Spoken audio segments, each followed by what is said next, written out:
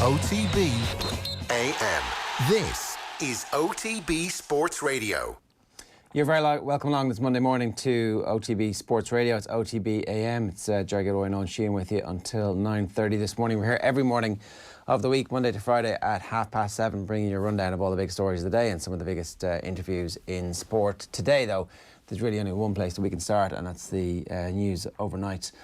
I suppose yesterday evening, it was 10 a.m. LA time that Kobe Bryant's helicopter went down. It looks like there were 8 people on board, and details were very sketchy at the start. Some horrific levels of reporting, particularly from ABC, about who was actually on board the helicopter. And as the time has gone on, we've learned that Kobe Bryant and his daughter and a bunch of other parents were travelling to the Mamba Academy, where Kobe Bryant trained kids how to play basketball. Yeah, exactly. That's the Mamba Sports Academy is something that Kobe's been involved in on the way there. That's where it went down, and as you said yesterday, kind of a lot of confusion as to what was actually happening here, who was on the helicopter, and whether or not some of the reports were false or not. And you had a sheriff from the police department over there yesterday kind of criticising TMZ for their reporting on it immediately, given that a lot of the families wouldn't have even known the news until the word had filtered through that Kobe Bryant was dead. But it's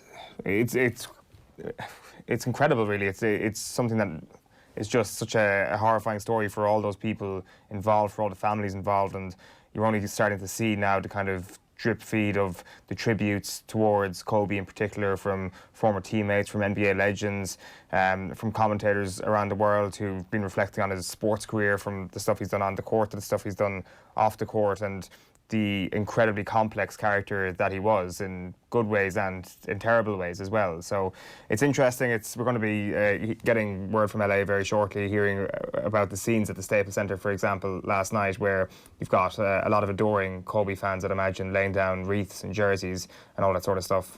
Yeah, so the Grammys are on at the Staples Centre as well. 9 passengers were on board the helicopter, including the pilot.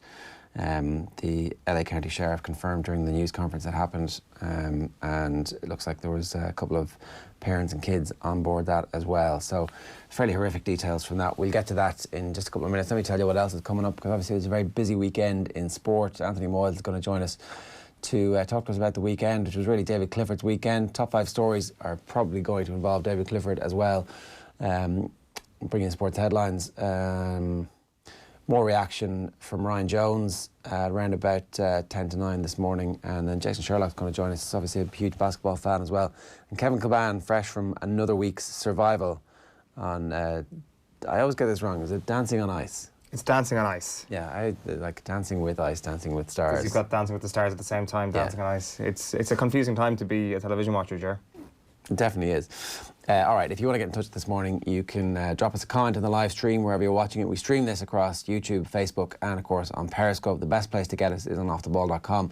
And obviously we're live all day, every day on OTB Sports Radio, which is our radio station.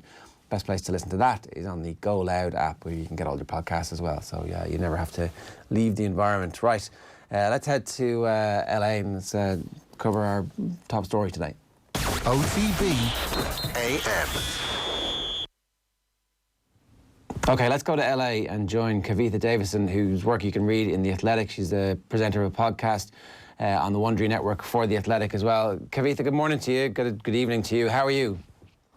I'm all right. I'm as well as one can be in these circumstances. You've been to the Staples Centre. I didn't actually know the Grammys were on tonight as well. I've just seen Alicia Keys was saying in the Grammys that we're here in the house that Kobe Bryant built. So this is kind of the locus, really, of people gathering around. We've just put an image up from your Twitter feed on screen there. The scene outside Staples is surreal.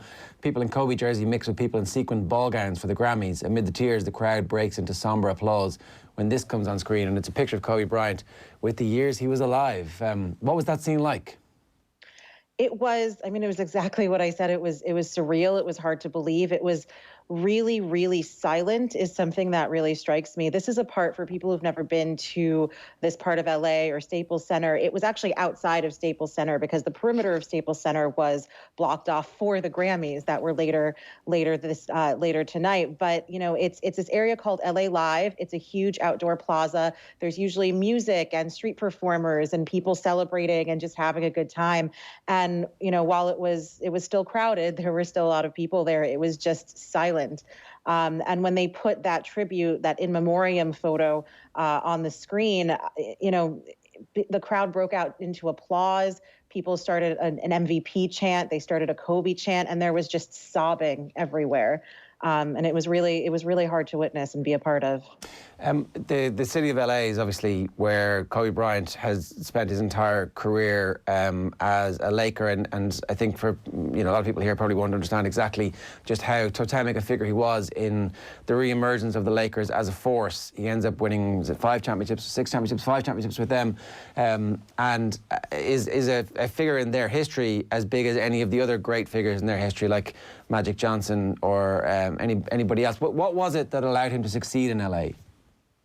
I think if you ask different Lakers fans, they'll give you different answers. A lot of them will say Shaq is absolutely one of those things. And Lakers ownership, the Buss family, led by Jerry Buss, who has now passed as well, really made Kobe their franchise player.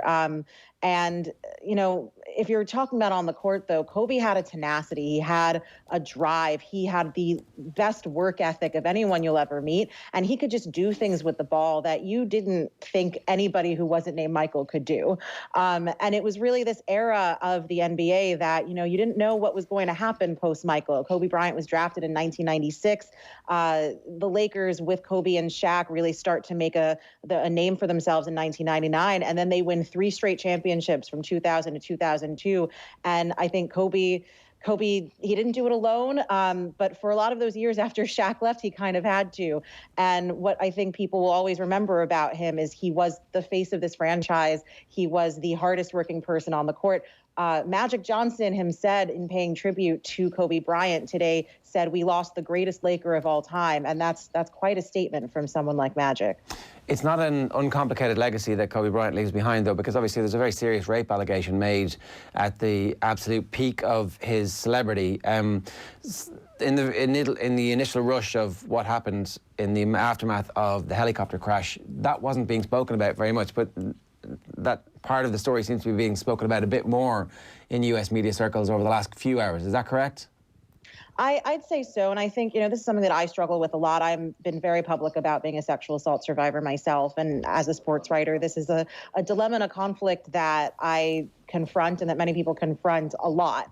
I think in the immediate aftermath of just trying to figure out what was true and what wasn't, separate the facts from the rumor, it felt like not the right time to bring something up like that. And in our episode tomorrow, we don't really touch on it. We just deal with the immediate reaction. But I think when you're talking about Kobe Bryant's legacy, it's impossible to ignore. It's impossible to ignore what he was accused of, what there is tangible evidence of, and how for a lot of fans, myself included, who loved Kobe Bryant on the court and can appreciate how much he brought to this game, to the city of LA, to Lakers fans, it's a very difficult and complicated legacy to contend with. It feels a little bit like the city of LA decided that he was their guy and that whatever had happened in Colorado almost wasn't their business, and they got behind him, while the rest of the country definitely didn't seem to have exactly the same sense of Kobe Bryant, the man that LA did.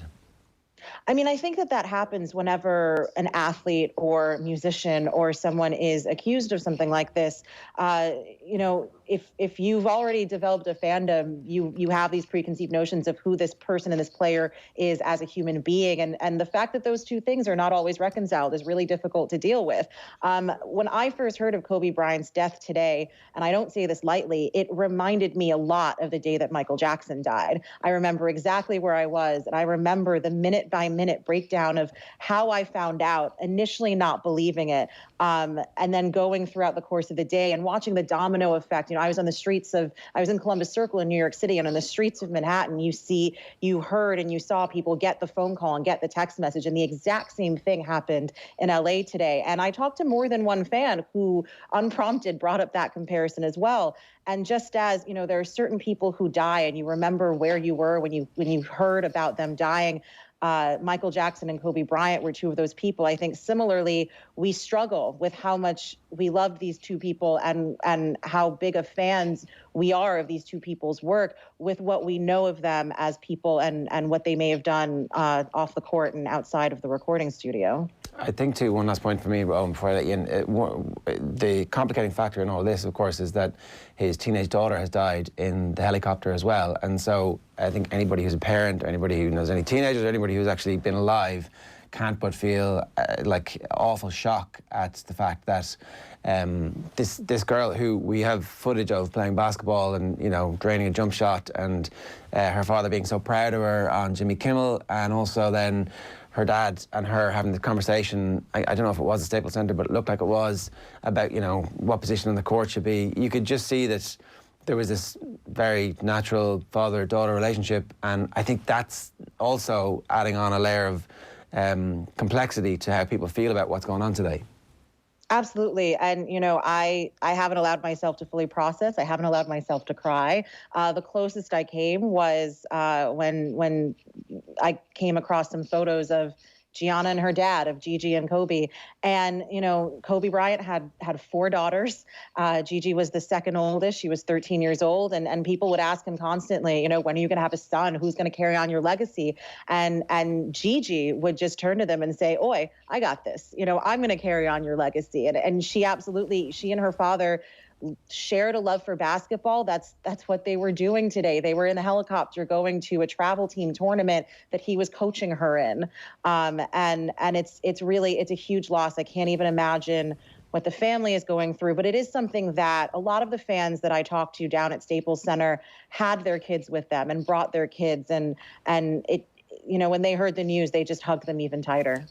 It's interesting, Kavitha, when we talk about the legacy, I guess, of Kobe Bryant, and when you speak about the allegation in 2003 and how he, I don't want to use the word recover from that, but how he saved his career post that. And like Kobe Bryant's Muse, the documentary that came out in 2015, he doesn't really go into it. He's never really gone into it at all, but he spoke about creating the Black Mamba mentality, which is on the pitch, crushing his opponents and destroying anything that would tarnish his own reputation. And I think that sort of attitude is something that perhaps was evidenced off the court as well. This was something that was not going to derail his career. He was ruthless on the court. His career was also going to survive off it.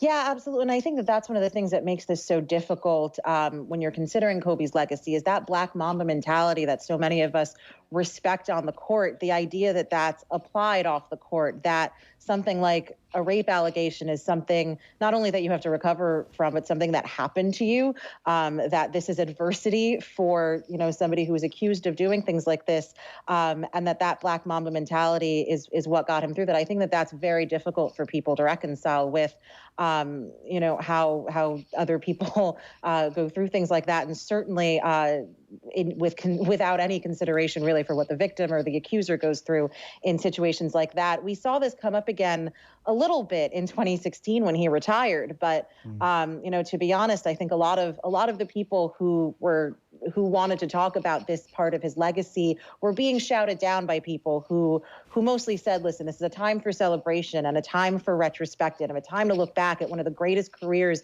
we have ever been lucky enough to witness.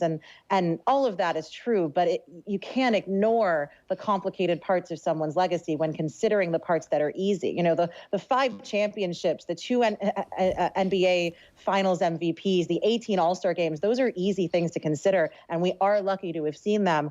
But all of these other things also need to be part of this conversation. Yeah, both of these things can be true, and I think you make the very valid point that this is such a tragedy, especially when you consider all the people involved in this crash yesterday. And perhaps even as well, there's if you're a Lakers fan standing outside the Staples Centre, the people that you were speaking to last night, perhaps there is no correct way to feel about all of this. There could be a lot of confusion in those emotions. That being said, I'm sure outside the Staples Centre, it is mostly love for Kobe at this moment.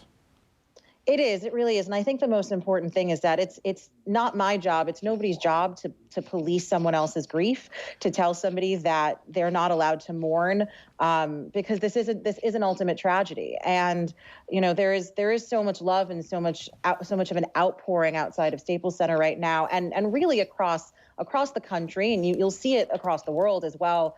Basketball is one of those sports that has managed to transcend American boundaries. Kobe is beloved in China, for example, and he grew up partly in Europe when his dad was playing internationally. Kobe's fluent in Italian and spent a lot of time in Italy in his formative years. So I think that this is something that we will continue to see in the coming days, not just in LA. The Knicks and the Nets played in New York and had some demonstrations. The Empire State Building was lit up in purple and gold. Kobe is absolutely one of those figures who transcends sports. Yeah, and the Clippers are due to play against the Lakers, so it's a Los Angeles derby I think, is it on Wednesday? So I think it's Tuesday. Tuesday. So is that game going to go ahead?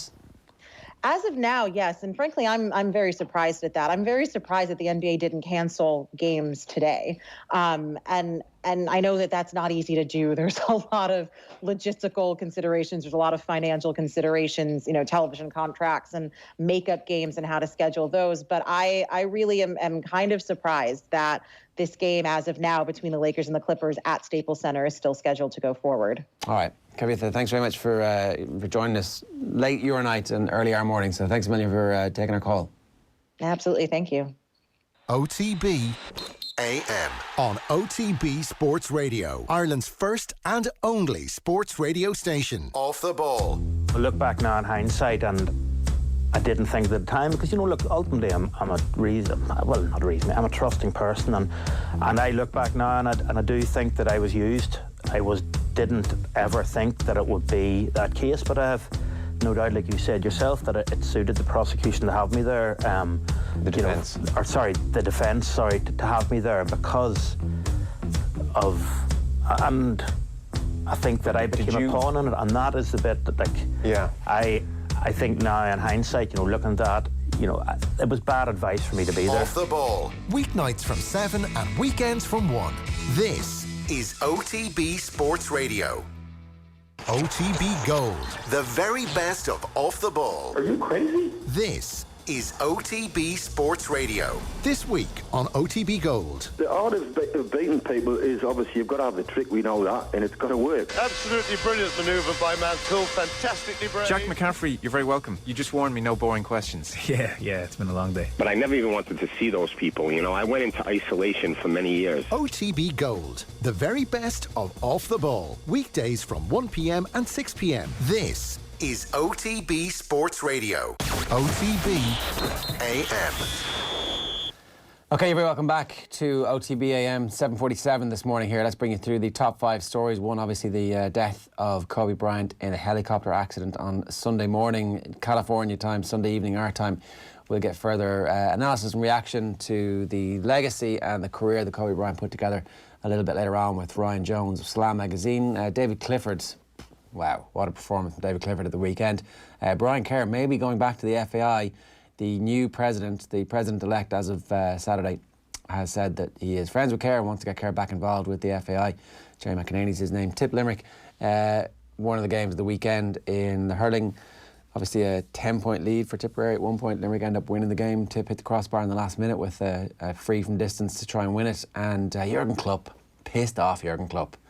Just a little bit of a wrinkle. Is this? He's not going to respect the traditions of the FA Cup. He's going to put out his B team. Where do you want to start? We should start with, I wanted to do the power rankings as how they were going to finish at the end of the season, and I was going to put Kerry first, and you were like, oh, you're just pulling the chain, you're just winding me up, you're trying to trigger me. I'm not. I legitimately think that Kerry are going to win the All-Ireland this year, and now everybody's going to start thinking it because Clifford's just done what he did. I'm not sure how that changes, how Saturday night changes that view. Because everybody's going to believe it now. It's completely believable. Well, a Dublin supporter would tell you that they've got two of their best players to come back into the fold, that they're further away from it.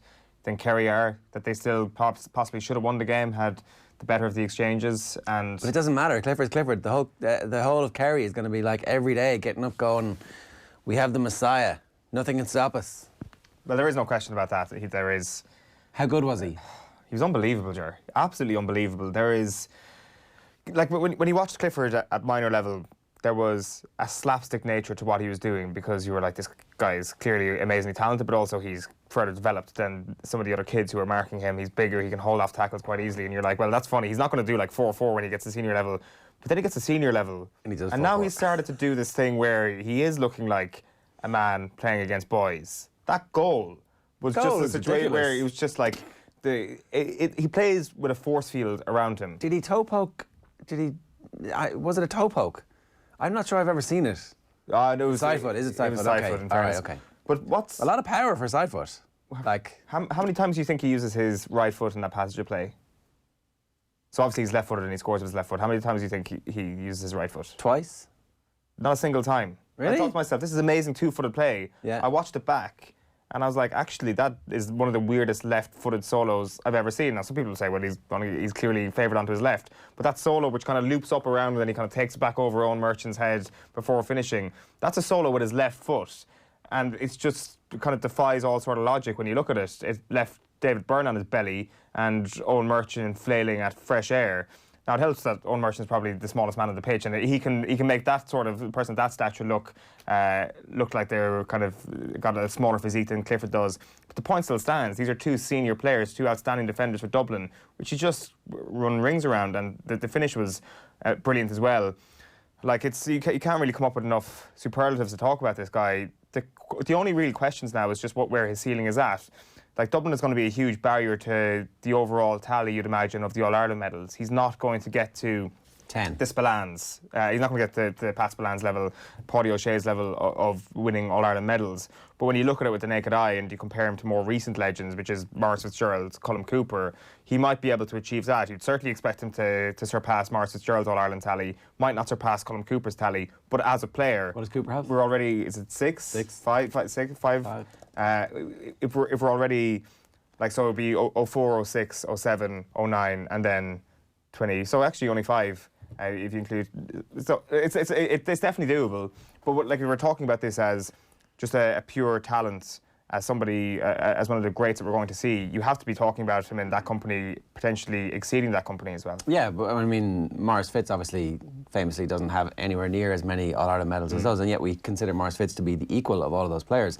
So who knows? I'm not going to judge his career I'm going to judge his career in the highlights reel. And already the highlights reel is as good as anybody's. Granted, a lot of those were at schools and underage level, but now he's starting to add highlight reels at the same rate he added them at the schools and underage level against the grown-ups. And that's the thing. And like, he hasn't quite got his full man strength yet. Is that a shoulder?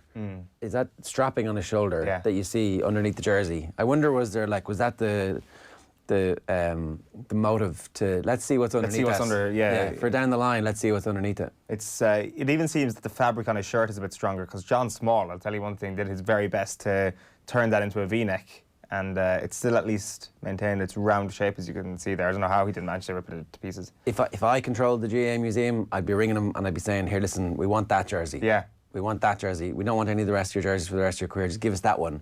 And that's first game as captain. And also look how ripped it is. And so everybody understands fully that this is what he puts up with in every game.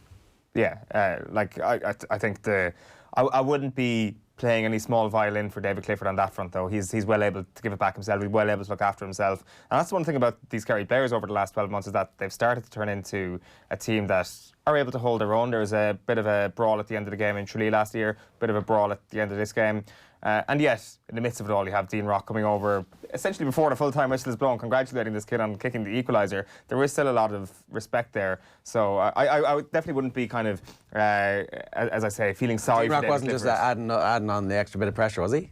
Well, it was afterwards, Oh, and it was after you'd taken the free. Okay, sorry, I didn't see the So, because I'd missed it at the time, and I was like, well, that was obviously them just shaking hands at the end of the game. But it was immediately after the free was scored. Right. He comes over, gives him a slap in the back and stuff like that. But yeah, like it was an unbelievable game. I think like when you look at someone like Brian Fenton, he is one of those players as well who sort of plays with that force field, and that you have somebody running alongside him, but perhaps not making any impact in dispossessing him. And Kieran Kilkenny obviously has that same thing with his low centre of gravity, and he was brilliant once again. I was surprised he did get man of the match. I thought Fenton probably deserved it. Like, essentially put Dublin into a very commanding position in the first half, and he is doing things that we will not see for a while as well. Fenton. Yeah, just because of the athleticism and the way he glides over the ground, it's very unusual. I was listening to a podcast about Kobe Bryant on the way in. It was Bill Simmons one, and he was saying that what happens is that you get these standout players in the NBA and everybody defines himself against him. How good am I versus him? And it got me thinking about who are those players in the GAA, and Brian Fenton is really it. Yeah. Like, you can't, everybody can measure themselves against the impact that he has in the game. There are other players who are stratospherically gifted and who are brilliant, like Jack McCaffrey, but you wouldn't measure yourself against Jack McCaffrey because it's such a unique skill set that he has. But Fenton does a little bit of what everybody does, and it's a good way of thinking that he is actually the stratospheric. He is the current best player in the GAA. Well, it's him or Clifford, really. And it's, Clifford's now coming to that point. Yeah, I was saying at half-time again that Fenton is number one. We're actually having a bit of an argument in the stadium. Plenty of my fellow county men were telling me that I was wrong, that Clifford is actually number one. But I still think that Fenton is probably the number one player in the country at the moment, and kind of an unstoppable force. Just one thing, I know we'll get into it with Anthony a little bit later on. The one thing that's kind of going to fly under the radar from the storylines of the last weekend is James O'Donoghue kicking, 2 or 3 points? The last time we saw him kickstart a league like that was a few years ago away to Donegal, when it looked like he was going to be back, and then he picked up injuries. I say it every single year, if you put him on ice, if you wrap him in cotton wool, keep him fit, that is the sort of, I don't want to say peripheral talent, but not central talent that could win an All-Ireland or wrestle Sam Maguire away from Dublin. That is the importance with which I'd place on him, and that forward line. I thought he was excellent. Yeah. All right, let's get into the newspaper headlines. Back page of the Irish Independent this morning is New Look Dacia stand their ground. Waterford rediscover identity to leave rebels in the shade. And Dick Clerkin, first weekend shows us why we must not persevere with the advanced mark. They also have Kobe Bryant. Bryant redefined his sport as only a true icon could. And club to stick with kids as Reds are tamed by the Shrews. Clifford shows why Farrell got the captain call wrong. So that's a piece from Eamon Sweeney saying that David Clifford, good captain, therefore Andy Farrell should have picked James Ryan. Yeah, I think... Bit early to be saying that, but I think it's just... Waterford hurlers, I mean, in fairness, like, if they're back, that's amazing. It is. I would definitely preach a little bit of caution around Waterford. They got to a league final last year, let's not forget, so they didn't necessarily have a bad spring. But I think you have to be very encouraged by what you've seen, kind of a different sort of no-nonsense attitude from them this year, which is kind of what they need. No more Mr. Nice Guy is probably the response that Waterford needed. Look at this. It's like one of those, it's like Guernica, one of those paintings where, you know, there's just bodies lying all over the place. It's a great photograph, and it shows that there's a little bit of bite in some of these league games early on. Well, there has to be, even from a hurling point of view, where this league is just kind of pointless in certain areas because there is another league coming down the line. At least you're still getting stuff like this, and there was a nice bit of needle in Kilkenny Dublin as well yesterday, which is always good to see. It is the hurling on the front of the Irish Examiner. Comeback Kids is their headline. Cahill's Waterford edge Cork despite nightmare start. 6 shooters is their headline from Croke Park. Dublin and Kerry bosses want extra sub option returned. Colester Joy is the domestic basketball story. Dubliners delight as Brunel come up shy. Up and comings, Klopp's unbeatables tied up by League One Shrewsbury, and Kobe tragedy. NBA legend Bryant loses his life in Los Angeles helicopter crash. Some good stories here inside the Star, so I haven't got to the back page yet here, but it's the pullout, the GAA pullout. Is this tab of the morning to you? Joyce is right. What are they aiming for there, Eoin? I would say they're going for the Joyce is right, aka the price is right. If you put on that particular accent, you'll get it. Go again? The Joyce is right. Right. Legend Porrick is off to a winning start with the Tribe, and then inside they have a match report from Tyrone and Meath and a picture of an interested spectator with the beanie hat on. Do you know who it is? I haven't seen this, no. Colin McShane. Ah, he was at the game. He's at the game. the manager, Mickey Hart, says, I didn't know he was back from Australia. I'd been talking to him before he went out there and knew he was going out for 10 to 15 days at least. I didn't know he was back, and he didn't tell me he had landed back in our world yet. I will be talking to him during the week. All we need to know is the final decision. Is he going to be there for us this year, or is he going to be in Australia? When he gives us that final decision, we will know where we stand. So, but I wish him all the best, I'm sure, is what he said at the end after. Tyrone beat Meath, routine victory, 114 to 1-9. The Irish Times this morning leads with Saturday night's encounter. Dublin and Kerry bring the glamour, says Keith Duggan. Testy 80-minute extravaganza leaves rivals all square and hot under the collar. Cahill praises Daisha character as they claim Rebels scalp, writes Sean Moran. Lively start to hurling league as Limerick comeback stuns All-Ireland holders tip. And Solskjaer enjoys a rare comfortable day at the office as United hit 6. Tranmere being put to the sword by the likes of Phil Jones and Jesse Lingard yesterday. And Saudi Wealth Fund close to buying Newcastle, writes Louise Taylor. So this is a shell company has been registered to facilitate the potential £340 million takeover of Newcastle by Saudi's Sovereign Wealth Fund. As sources close to the deal claim they are now 90% certain it will succeed. It's all coming up, Mike Ashley, isn't it? The back page of the Star is Klopp tied. Liverpool boss and his first team squad won't be at FA Cup replay. Jurgen Klopp has revealed neither he nor his Champions League winning stars will be at the Liverpool FA Cup replay, with Shrewsbury saying they must respect the players' welfare. He was unimpressed with their display, where obviously they were 2-0 up and it finishes 2-2. The return is scheduled for Tuesday the 4th of February, and Klopp has already promised the Club World Cup winners a week-long holiday during their agreed winter break. Surely he can go, though. Is that not like... I mean, come on, show up. It's the FA Cup. You have to show up. You have to show up for that. Even like you're not telling the players whatever, but like you have to be there. Without question, and he probably I think he's probably getting a bit of a kick out of the situation that they're in, that they are so successful in the league, still involved in the Champions League, that they just have to play these very talented kids in the cup competitions. Yesterday wasn't a great result for any Everton fans out there, I'd imagine. The Everton side who got put to the sword fairly comprehensively by that Liverpool team of kids who obviously were stopped in their tracks yesterday by Shrewsbury. Beaten 5-0 by Aston Villa, of course. Well, absolutely. So Aston Villa look exceptional now. Yeah, come on.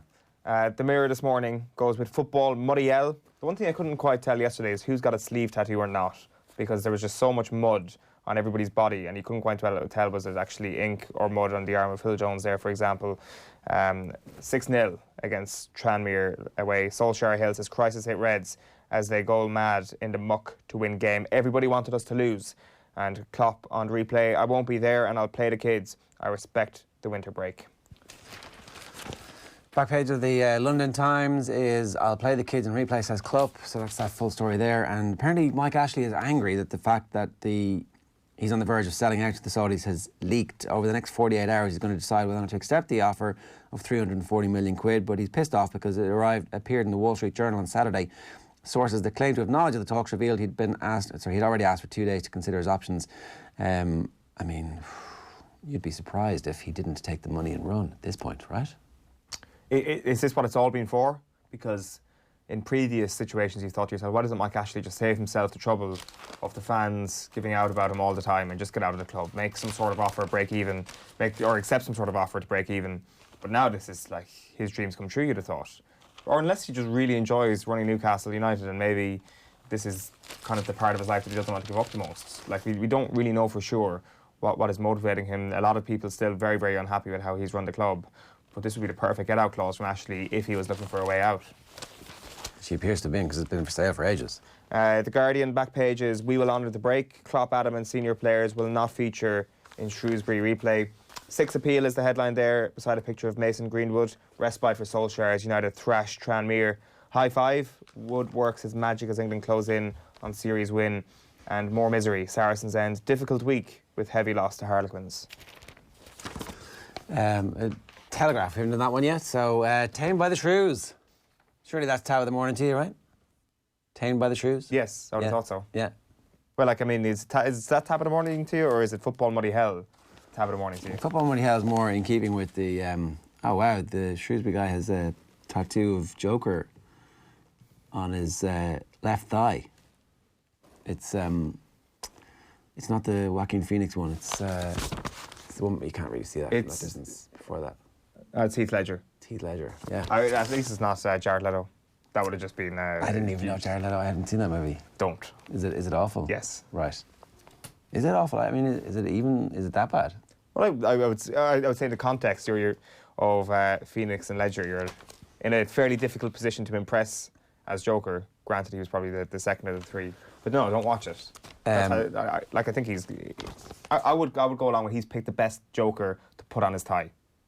You know, there'll be a lot of Joaquin Phoenix fans out there who'll say, actually the second best. But no, I think he's picked the best Joker version, to be honest. Have you totally just casting Jack Nicholson aside?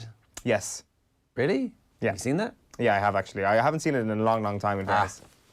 That's the one that everybody... Maybe need to watch it back in my adult life. I think you're probably clinging to nostalgia there. No, it's amazing. And Heart and Dark. Sorry, I skipped you there. The old switch and bait and switch. Heart and Dark. Tyrone boss is unsure of Starman's Oz plans because he didn't know he was on the touchline or on the stands watching him. The terrace is watching him even, and doesn't know what he's going to do. So Tyrone were good though, weren't they? Dispatched Meath in a routine manner. That's like a stereotypical Tyrone performance over the last 2 decades. Well, it's their easiest fixture of Division 1 this year. Like if they you have to be beating Meath at home. Yeah, but are Meath actually not going to be a reasonable Division 1 team this year because they're one of the teams who are going to be putting a lot of store in it? No? I think on the evidence of the rest of the weekend, everybody's putting a lot of store in Division 1. I don't think anybody goes in with the attitude of not trying to win the league at the moment. Like you saw the scenes as well in Ballybuffet on Saturday night. Like the standard is right there. There's like a couple of... I want to say the sharpness is off at the moment in the Football League. We saw it as well in Croke Park on Saturday, but the fitness doesn't seem to be off at all. Like the only kind of signs of anybody being away from the football pitch for quite some time is actually Aidan O'Shea sporting the best tan I've ever seen on a football pitch ever. Clearly back from Asia over the last couple of weeks. None of the Dublin or Kerry players have managed to rack up that much of a tan. Do you think they're like listen lads, make sure you cover up there, a lot of sunscreen. Make sure no one thinks I think you've got to flaunt it. I think if you're going all the way to Asia, you've got to come back with something. And I think a fine tan is one of those things. So no, I think people have enjoyed their winters as they've always done in the past, but they don't quite enjoy it just like that. And I think some of the training that might have been done over the last couple of weeks was horrific. People want to win the National League. It's as simple as that. And if you're coming up to Division 1 as Meath are, possibly the outsider of the entire division. So you think straight back down? I would have thought so. Like if you're making a prediction for the league, you would have thought that they'd be prime candidates to go back down. That being said, like you'd be looking at Tyrone minus Colin McShane and be thinking a similar thing as well. But at home yesterday, they got the job done. The back page of the Irish Sun this morning is Shrew 2, Jason's Smile High Club, and 2 fingers to FA Cup. Klopp won't boss and replay, and Liverpool will field team of kids. Rafa Benitez, meanwhile, is being targeted to make a stunning return as Newcastle manager. This is part of the potential takeover at St James's Park. Refs left in limbo, writes John Fallon. The FAI was thrown into further chaos last night as it emerged that 40% of League of Ireland referees did not pass fitness tests.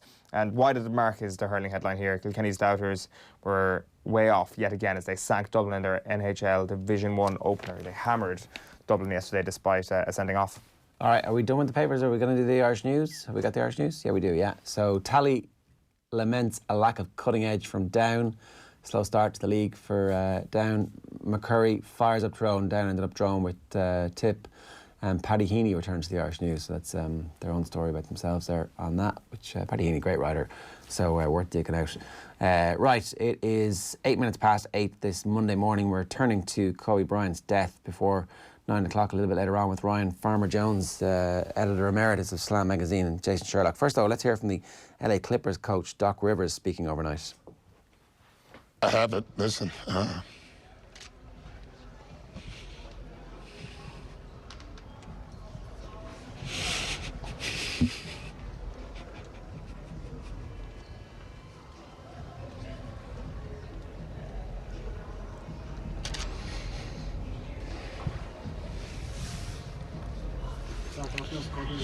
Play a game right now. I don't know.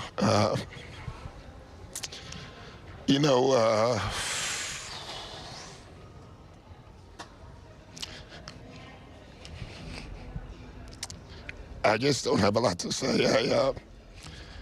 The news is just devastating to everybody who knew him, known him a long time. And, you know, he means a lot to me, obviously. You know, he was such a great opponent, you know. It's what you want in sports.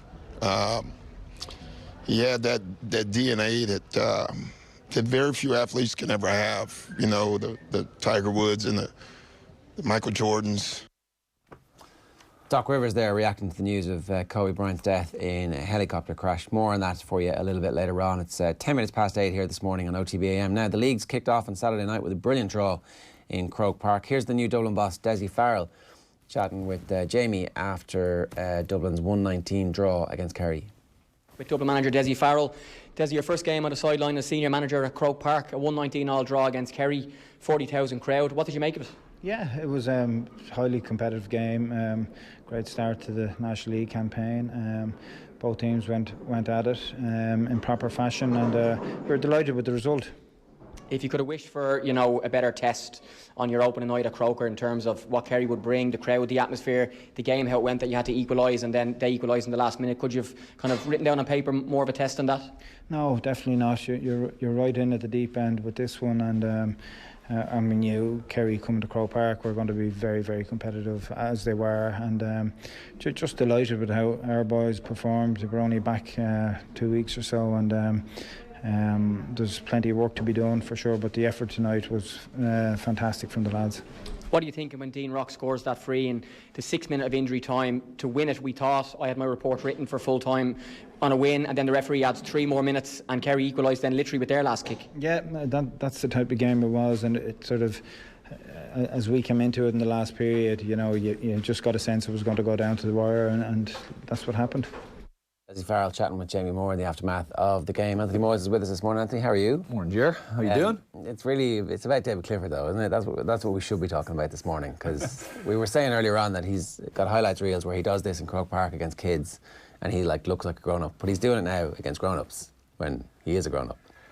Yeah, and I felt sorry for Davy Byrne. He wasn't actually having a bad first 20-25 minutes on him. He took him on at one stage about 4 or 5 minutes before that, and he actually did really well. He stood him up and did really well and got a great block, and kind of looked like he's, as a defender, you're like, yes, I'm in now. Just go again. Next one down, that's all I need, because you'll really only get tested 3 or 4 times in a game, one-on-one like that, where you could potentially get exposed, but the goal was just unbelievable. Do you just make an acceptance that you're going to concede 5 to 7 points against him from play, and that if you come in on the right side of that, well done? Is that how you manage this? I think it is. Yeah, I think it is. And I think you have to. I remember we played Kildare and I was marking Johnny Doyle, and Doyle was absolutely flying at the time. Johnny was flying, and I remember just thinking to myself, if I can get away with 6 to 8 all in, frees, I said, I'll have a decent enough day. Now, if you said that about a normal forward, you'd be like,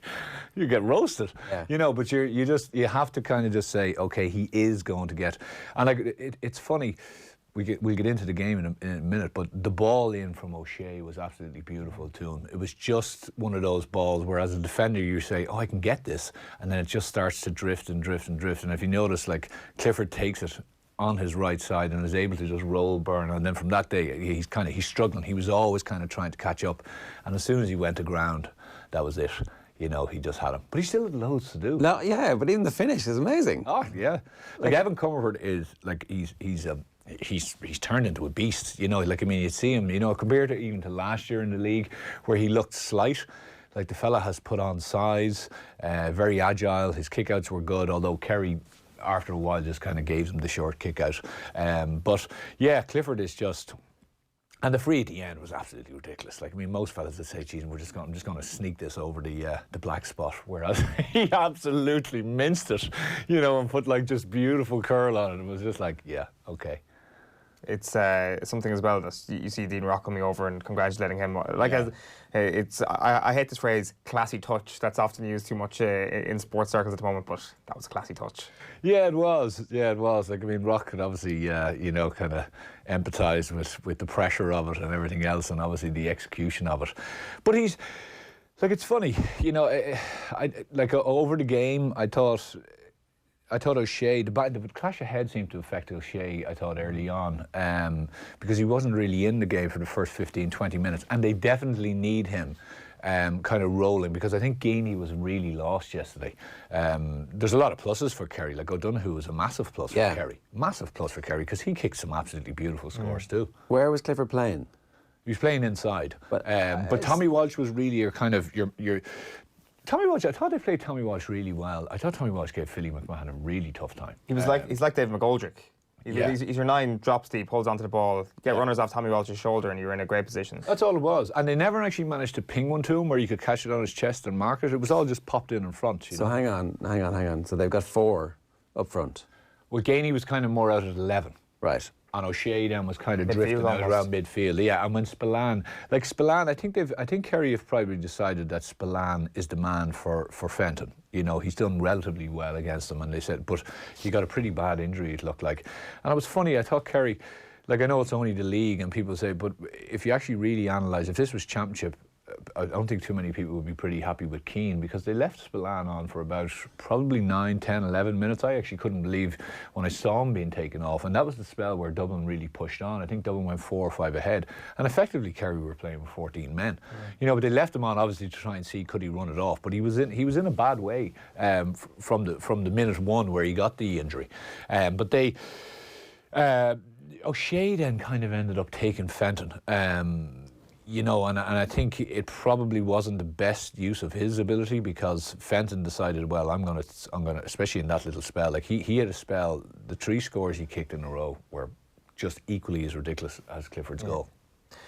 This is, I think, something that's a huge issue for Kerry. It's this legacy issue of Mark O'Connor going down under. Who is going to be the next midfield superstar that they have? Who will be David Moran's partner? So this is a great opportunity for them to test it out, because Moran's out for the league. They had 2 of the candidates playing club action, so they were out in Diarmuid O'Connor and Jack Barry. But I think what Saturday night hammered home is that if you can't find a candidate to partner David Moran, Sean O'Shea might by default become that midfielder. And he's just not... You can't do that. You can't rob Peter to pay Paul, exactly. Can you? And I think that makes the issue even more pressing for Kerry. Yeah, and I think it really robs them, because I think Geaney is so used to being inside and doing what he does that when he's out in that bit of space, he's kind of caught between, you know, he loves to pivot and just take it, and he's caught between whether he passes, whether he runs.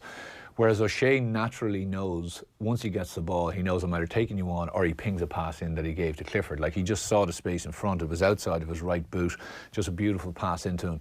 And he really came into the game. I do think he was a bit affected. For that 15, 20 minutes, Kerry were poor. But then once he kind of started to get on the ball, and once Clifford got on the ball, Kerry started to roll. You know, I have to say, I liked some of the new guys from Kerry were good. The young O'Brien lad, I thought, had a decent outing. Like, he's a big unit. He's a guy who they'll need for an extra kick out. I thought Ryan did really well in goals.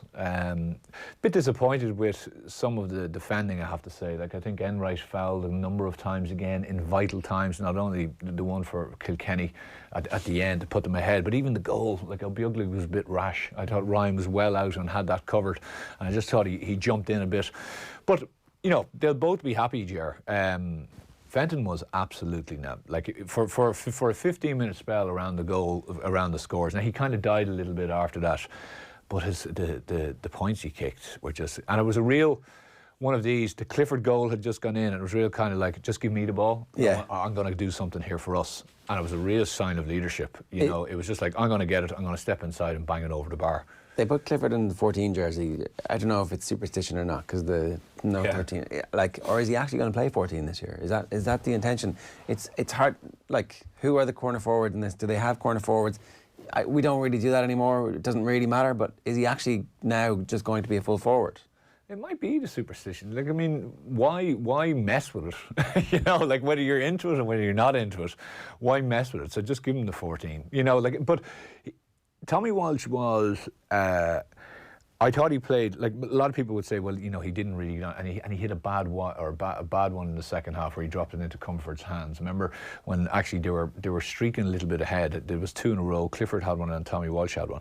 Tommy Walsh in the full forward line for the whole game. Yeah, drifted. Yeah, and he just sat in with Philly McMahon, and Philly McMahon had a really tough day. It was strange to get on to Dublin. I thought, But I'm just get back to your point. So Clifford most certainly, he's allowed obviously drift.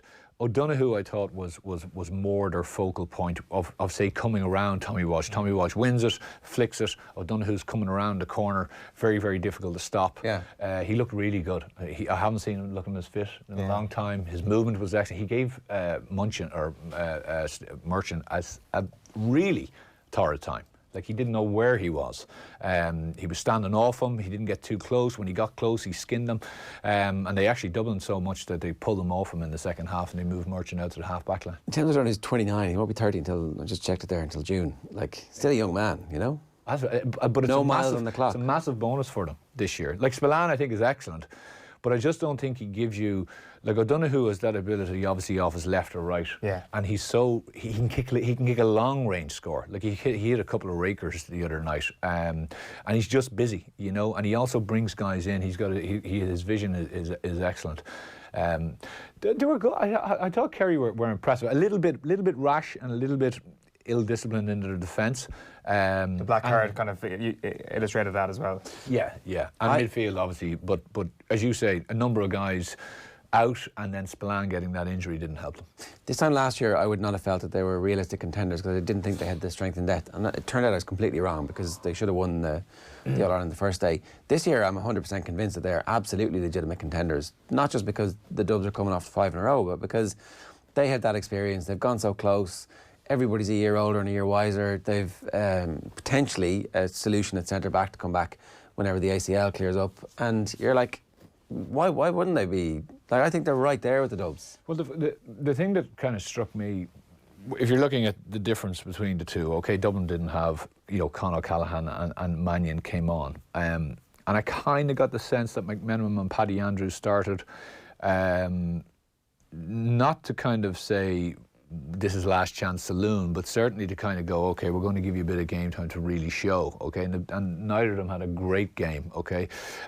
So I'd say Dublin are in a situation where if you weigh them up, like Kerry have some seriously now really, really good, talented forwards, and all of them can hurt you. You know, O'Shea can hurt you, Clifford can hurt you, O'Donoghue can hurt you, Gainey can hurt you, Tommy Walsh can hurt you in a different way, O'Brien will hurt you. So all of them can kick scores. You've got definitely 5 out of the 6 that you could pick who you'll know will get on the score sheet. I don't really think Dublin have that at the moment. Like Scully, every now and again, you know, Kilkenny ended up getting 3, but for large periods of the game, Kilkenny was well marshalled, I thought. You know, he came really into it at the end. He did his usual kind of just that kind of quarterback role across the pitch, you know, linking play. But, you know, you've Mannion, you've O'Callaghan, they definitely need someone like that guy McHugh now from the Fianna to step up. I think they need something different in that full forward line. They need a lad who's strong enough to win his own ball turn, which he did. He kicked a beautiful score, won a ball, turned onto his left foot, banged it over the bar. But I thought Morley got a handle on him then and put him kind of... He ended up getting taken off, not because he was playing poorly, but I definitely think Dublin and Farrell needs to unearth another real threat in that scoring forward, like a la Bernard Brogan. He needs to get someone.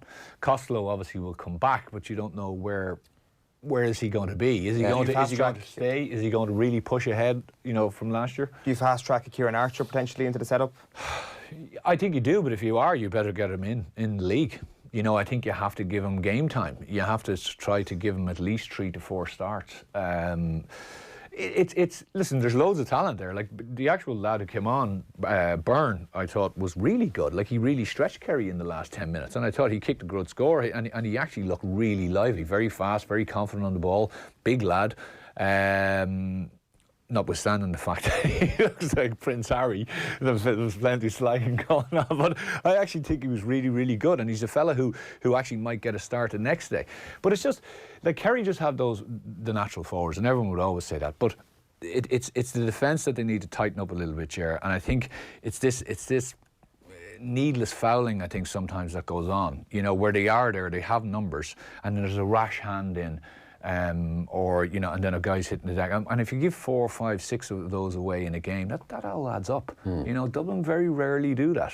They just very rarely do it. You know, they create the arc, They make you try to play around them or through them, and they don't give handy ones away, you know. You must feel pretty confident. You're trying to. I can see you like trying to keep the excitement levels down, but you're up to high now. But it's kind of an intangible thing, isn't it? The whole "how do Kerry get cuter" question, because I think they've come a hell of a long way in that period of time that we've seen under Peter Keane so far. But there is still that element of the frustration of Sheahan Enright looking up at the big screen at the end and thinking, God, was that actually a foul? Was it a soft free? Perhaps they shouldn't be in those sort of positions. But then, like, at the same time, I guess these are humans playing football. You see Niall Scully booting the ball away to give David Clifford the yards at the end. There has to be some sort of allowance for your failings in that department every day. But I just come back to this midfield point. It is the single most important position that Kerry needs on earth this year. But Jack Barry's going to be fine, no? He should be, and he's always good. He's always great against Dublin. Actually, he loves playing against Dublin. Jack Barry, so that works out pretty well. But I don't know why Gavin O'Brien didn't get more game time last summer. I don't know what the situation was there, because I thought he was good again on Saturday night. But you have to be confident. Like, I think that they are unquestionably the number 2 team in the country. But how big a win would have been on Saturday night, I think, is another thing. You know, and I thought coming into the final stages they would have seen it out. And that again, you have to tip the hat to Dublin. Like, I mean, Dublin looked dead and buried, you know, down to 14. You're kind of saying, Kerry will see this out and they'll win by 1 or 2. But yet Dublin found a way, you know. They came up, McCarthy comes up, gets a great score, and they just started to squeeze, and they really squeezed the kick out. Ryan found it hard to get it out, and they started to come. And again, you know, like, I mean, I go back to Fenton, but McCarthy was absolutely fantastic again. John Small was very, very solid at 6. I thought Davy Byrne was decent at 3. You know, I thought he's a guy who just goes and he just does his job. It was funny, at one stage he actually managed to come out with the ball and he was kind of away from Clifford and he had green grass in front of him. But he just he came to a certain line, he just stopped and he just hand passed the ball. It wasn't like Philly or Cooper who would keep going. He just went, no, I'm going back into this guy. So he knows his job, he knows his role, and, you know, he does it very well. Do they need more defenders, though? Like, I know that you're making the point about they need attackers, but so they do have a wealth of attacking talent to come back in and maybe it's a system that provides those scores as opposed to an individual kicking 10 points, because we haven't even talked about Connolly yet, and like he's still knocking about. That's true. Yeah. But the defenders have been growing old together. Like, I don't know if there's been, so Merchant is thereabouts in the team, but it's a sub at half-time last year in the big game. Like, nobody has burst their way into that starting 6 and gone, okay, I'm now a defender for the ages who's going to be here for a couple of years. Yeah, like Lowndes was quiet, I felt, and well, Davy Byrne, I think, you know, if you throw Fitzsimons and you throw Cooper back into the mix, and Keane O'Sullivan wherever, you know, whenever and however he is, you know, Rory O'Carroll doesn't seem to have been able to make that impression, you know, that says, give me that number 3 jersey. He's still there. That was a key for a reason. Yeah, no, he is still there. And look, after, you know, he's missed a bit of time, he obviously has to prove himself to get back in, but it's you know, his free was a bit rash at the end.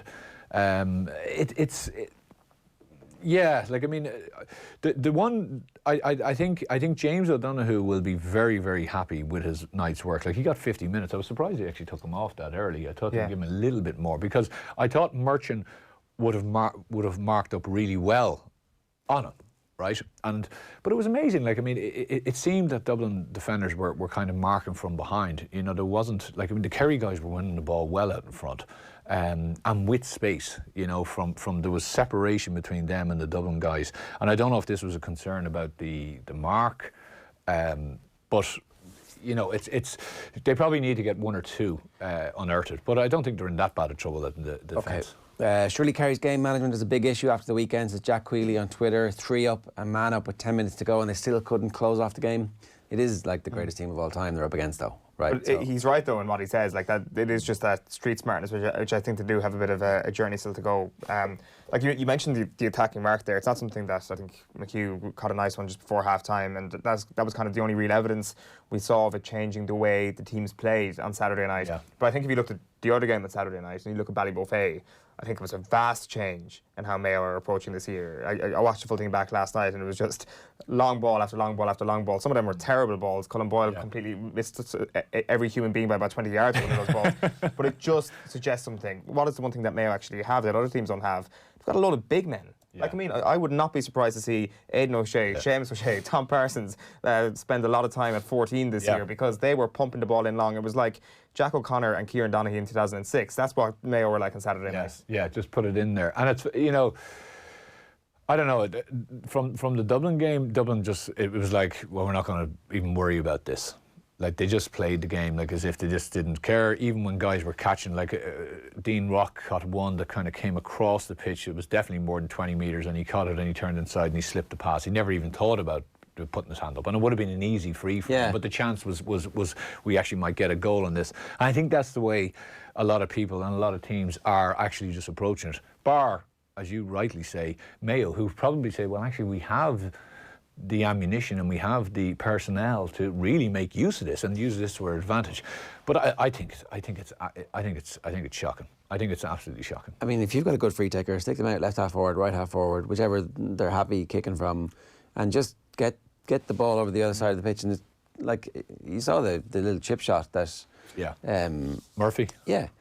Like, but it was obvious that was going to be. It was the most obvious. It was like, once there's a line, and if you're kicking. It's a really easy thing to do eventually. The teams are just going to start. You run two players whose job it is to run across that 40 and make sure they're the right side of it, so long as they can kick the ball from the 40 in. Like, isn't that a really good thing for a team to do? Well, you see, the thing about the change is, not only is it a change for, say, the person receiving the ball, right? But it's also a change of the mindset of the person obviously delivering the ball. So a lot of guys in the last number of years have been told, especially when you get it around half-back, midfield, or even cornerback, you know, get it out as quick as you can, exit out of your defence at breakneck pace, give a hand pass, get it back, and don't go down the middle, go to the wings to come back in. That's the general way, you know. So run away from the centre, go to the wing, and then someone else can come at an angle and take it off you.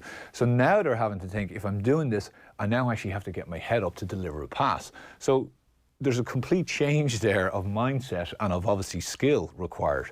And it's those closer in ones where, say, the likes of, you know, O'Shea and me, I was probably disappointed with Gainey, but the guys who can get on the ball and who can just pop those little 25, 30-yard passes onto the chest, which is all you need when you're a bit more advanced up the pitch.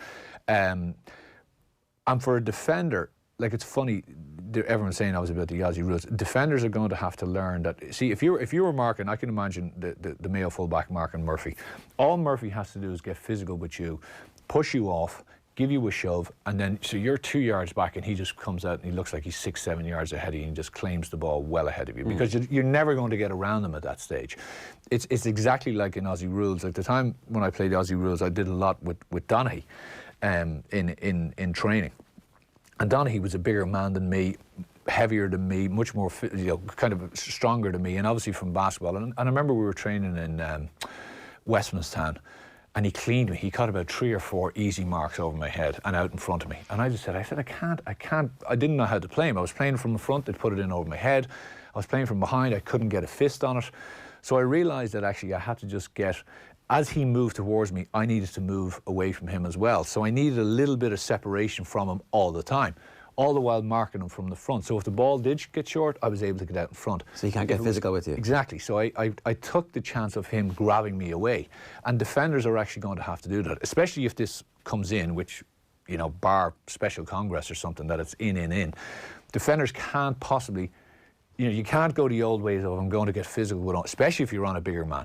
Because all he has to do is literally just push you away, which is not a free in Gaelic, and certainly umpires aren't going to get it. So he just pushes you away in the chest or to the side, and then it's gone. And all he needs is that 2 or 3 yards, and it's an easy pop pass and bang. Yeah. So if it's used with advantage, as you say, rather than the old way of the Gaelic way would be you lump it in and we all jump in the air and see who catches it. That's the wrong way to use the mark. It's get your free taker out at the half forward spot. So he's got a corridor that he runs and never leaves that corridor, and he's going to kick 5 or 6 points. Yeah. Because everybody's job is to get, when you're saying that the game, they're going to have to get their head up, maybe you don't even have to get, you have 2 people who are running along the midfield whose job it is to do that. So everybody else still has the same job. There's designated kickers whose job it is to kick the ball to whoever the free taker is. Well, you can imagine also if I'm coming forward and Eoin is that man, he comes out on a loop and comes past me, I just pop the ball to him, and as he comes around, his ball is just bang, deliver. Yeah. And he just delivers it, cross field or whatever it is, and in as soon as you get it.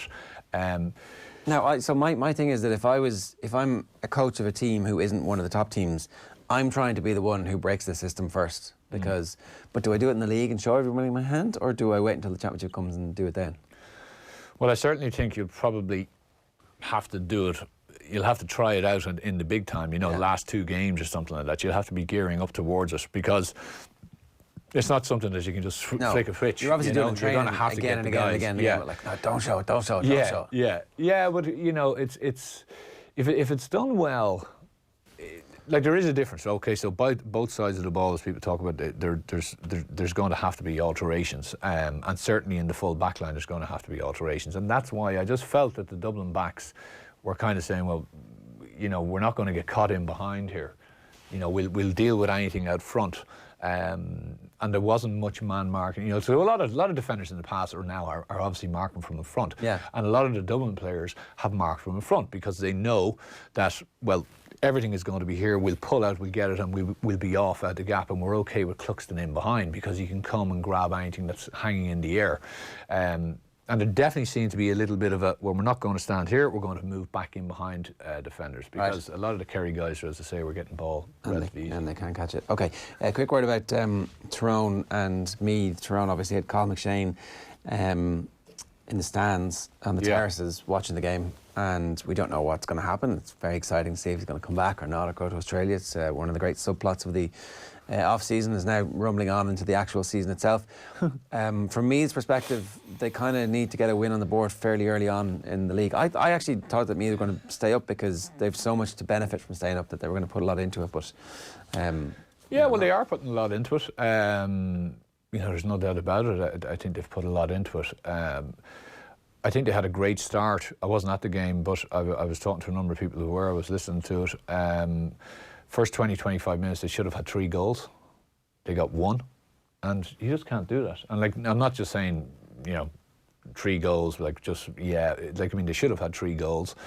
Tyrone had got 1, they got 1. And, as we all know, once you go behind against Tyrone, and it goes from 1 point to 3 points, you may as well be 6 points behind, because you're now facing into a second half where they've, really going to say, well, we're going to counter-attack you. It's up to you to come break us down, which was a problem. They lost Andy Colgan before the game, which goalkeeper at this stage and in Division 1 is just so unbelievably vital that if you lose your main guy, Dominic York, a replacement goalkeeper, came in and he got taken off at half-time, and Barry Dardis had to go in. And Barry Dardis plays forward for Summerhill.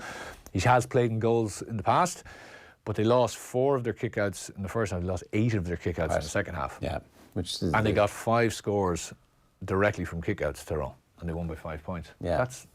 So you get 2 goals, potentially you don't score, and you give 5 scores away. No, not saying, obviously things have to happen. Happens, yeah. But it wasn't ideal. Yeah. So, you finally say, Jesus, of all the things that could go wrong, that's probably, but at the same time, I think they showed up relatively well. And Tyrone would be in fine fettle. Obviously, they're missing a few, but it was a pity. It would have been a good win to get, although it's never easy up there. No, definitely not. I think that's the intention of it. Anthony, good stuff. Thanks a million for joining us this morning. 8:37 here this morning. Nick Kyrgios and Rafa Nadal have started against each other in the Australian Open. Kyrgios, massive NBA fan, walked out wearing a Kobe Bryant jersey. That's him this morning. Last night, Neymar scored for PSG and paid tribute to Kobe. I think it was his second goal, actually. The number 24, obviously. Tiger Woods has also paid tribute to Kobe Bryant. Woods speaking after finishing his final round at the Farmers Insurance at Torrey Pines, where he finished in a tie for 9th. It's unbelievable, the reality that he's no longer here. They actually told him in the middle of his round as well. I just can't imagine what the entire family's going through right now. It's shocking. When he retired, we'd work out at Equinox together. I was always getting up early. He'd get up early. We'd work out. We really connected on more the mental side of it, the prep, how much it takes to be prepared. More of that story on offtheball.com. We'll be coming back to the story of Kobe Bryant's death with Ryan Farmer-Jones before 9 o'clock. Right now, we're going to hear from Kareem Abdul-Jabbar, NBA Hall of Famer and a former Lakers star, reacting to the news of Kobe's death. It's very difficult for me to put in words how I feel about the loss of Kobe Bryant. As a young boy, I met him when he was 11 or 12 years old. I was friends with his dad, Joe. We were former adversaries. Joe played for the 76ers, but he was a good friend and someone that I shared a friendship. And it's hard for me to understand now how this is affecting Joe and his wife. So to Kobe's family, I want to send my most sincere and heartfelt regrets and prayers, and my thoughts are with you guys. Kobe was an incredible family man. He loved his wife and daughters. He was an incredible athlete and a leader in a lot of ways. He inspired a whole generation of young athletes. He was one of the first ones to leave high school and come into the NBA and do so well, dominating the game and becoming one of the best scorers that the Los Angeles Lakers has ever seen. I had the privilege of being there when he scored his 81-point game, and it was something that I will always remember as one of the highlights of the things that I have learned and observed in sports. Kobe, my thoughts are with you, absolutely. Rest in peace, young man. This loss it's just hard to comprehend. Go with God.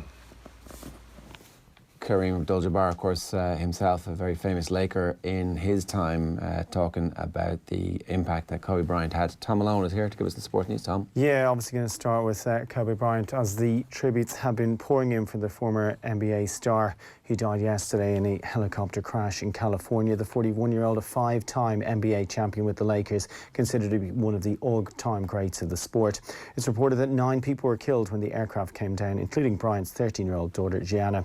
And Kavitha Davidson spoke to Off the Ball a little earlier on about Kobe and his legacy. If you've already developed a fandom, you have these preconceived notions of who this person and this player is as a human being. And the fact that those two things are not always reconciled is really difficult to deal with. When I first heard of Kobe Bryant's death today, and I don't say this lightly, it reminded me a lot of the day that Michael Jackson died. I remember exactly where I was, and I remember the minute-by-minute breakdown of how I found out, initially not believing it, and then going throughout the course of the day and watching the domino effect. I was in Columbus Circle in New York City, and on the streets of Manhattan, you heard and you saw people get the phone call and get the text message, and the exact same thing happened in LA today. And I talked to more than one fan who, unprompted, brought up that comparison as well.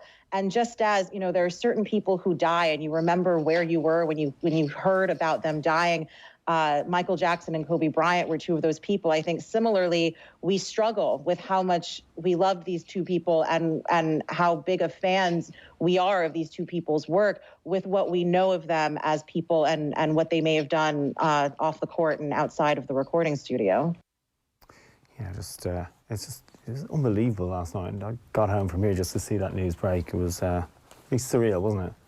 Anyway, let's move on to golf. Rory McIlroy finished in a tie for third at the Farmers Insurance Open at Torrey Pines yesterday evening. The results means the Down man missed out on the chance to move top of Golf World's rankings. Australian Mark Leishman won that tournament by a shot in 15 under par, one ahead of Spain's John Rahm, and then McIlroy in a tie for third. In football, Liverpool manager Jurgen Klopp wants the Premier League and FA Cup organisers to get together and find a solution for fixture congestion. The European champions were held to a 2-2 draw by third-tier Shrewsbury in the fourth round of the Cup yesterday, so will need a replay at Anfield during the winter break. Klopp says he and his first team will not be part of that game. They ask us for respecting the winter break, organising no international friendlies or competitive games, so we do that. We respect the winter break. So we will be in the winter break, and in 2 weeks' time, our youngsters will play against Shrewsbury at Anfield. Meanwhile, former Republic of Ireland manager Brian Kerr looks set for a return to the FAI as part of the association's Football Management Committee. The 66-year-old hasn't been involved since exiting as first-team boss back in 2005, but reports this morning suggest that Kerr is close to agreeing a new role. It's understood Kerr is close to the new FAI president, Jerry McEnany, who was elected to the post at Saturday's EGM in Dublin. Well, Manchester United boss Ole Gunnar Solskjaer has explained why he ordered Mason Greenwood to take the penalty yesterday. The youngster took the ball off Jesse Lingard to net the final goal in their 6-0 FA Cup victory over Tranmere. That strike also made him become the youngest United player to get to 10 goals since Norman Whiteside, and Solskjaer felt it was good for the 18-year-old's development. I said the first 15-20 minutes, maybe this was a culture shock for Mason, because it's a different kind of football than what he's used to, and I think it's about trying to give him that responsibility and ownership. Well, elsewhere yesterday, Manchester City got the better of 10-man Fulham by 4-0. The draw for the 5th round takes place this evening just before the all-top-flight clash between Bournemouth and Arsenal. And finally, in tennis, Nick Kyrgios has taken to the Rod Laver Arena in his Kobe Bryant jersey in tribute to the basketball great. Top seed Rafael Nadal is taking on Kyrgios in the 4th round of the Australian Open this morning. They're in the early stages of that game, all going with serve thus far. Earlier in the men's singles, Gael Monfils was knocked out in straight sets by Dominic Thiem, while 2014 champion Stan Wawrinka got the better of 4th seed Daniil Medvedev in 5 sets to reach the quarters. Wimbledon champion Simona Halep is through to the women's draw after a straight sets win over Belgium's Elise Mertens, while Gabine Muguruza is also through to the last 8, while right now Kerber and Pavlyuchenkova are on court. The Russian is a break up there in the first set. Tom, good stuff. Thanks very much for joining us. More from Tom across offthewall.com, of course, on 98 FM all day for you. Now, let's move on. When Manchester United went 2-0 up yesterday in the Cup, the BBC commentator uttered the words, "Crisis? What crisis?" Daniel Harris, nothing like a routine 6-0 win in the Cup to move all the clouds away and make everybody forget about the fact that the club is owned by people who the fans don't really want to own the club. Well, I definitely don't think the OTBAM forgot that was the case. And obviously, it's nice to smash up an inferior team, but it won't change the way that things are under Solskjaer and have been. There's a couple of good games and a couple of bad games, and there's the small matter of an away game at Manchester City on Wednesday night. This is it, isn't it? Every time there's a good result, there's a bad result. And every time there's a bad result, so far there's been a reasonable result to make everybody think, well, maybe he's actually learning. Maybe he just gets a little bit of time. Maybe if the club decides that they're going to commit to him for the next while, they might be able to pour their way out of this. But as that continues, the lows become lower and the highs no longer reach the heights that they used to. This is just a routine cup victory. No one should be saying that this is a meaningful stay of execution. No, not really. I mean, I think I always come back to the same thing with Ole, in that he probably isn't good enough at the things you need to be good enough at to be the best manager that Manchester United could possibly have. But had he had a fair run with injuries, I don't think he'd be under very much pressure at the moment, in that United, currently they're 5th in the league, and he's been without Pogba for the whole season. He's been without McTominay for chunks of the season, and he's now without Rashford, and it's all at the same time. Had he had a fair run with injuries, then I think that he'd probably be okay in his job, and people would be quite satisfied that there was progress. But you see certain games, so the game against Burnley, for example, where you think that he should still be doing slightly more than allow such a miserable performance to occur and do more from the touchline to do something about it. So I think, and this game coming up at City at the weekend, on Wednesday, is particularly worrying for those of us with an interest in the outcome, because it's very difficult to see that there's anything he can do to make that be okay. And it's not simply a case of making sure that United don't get embarrassed. And I don't usually feel that. So, for example, when United played City in the league, I looked at the odds and I thought, United are 8-1 to win. I'll have some of that. And whereas I look at the team that United are going to have to put out on Wednesday, and it's more or less impossible to see how they can possibly do anything other than try and keep the score down. But obviously, you never know. Yeah, that is the situation that we find Manchester United in at the moment, keeping the score down against Manchester City.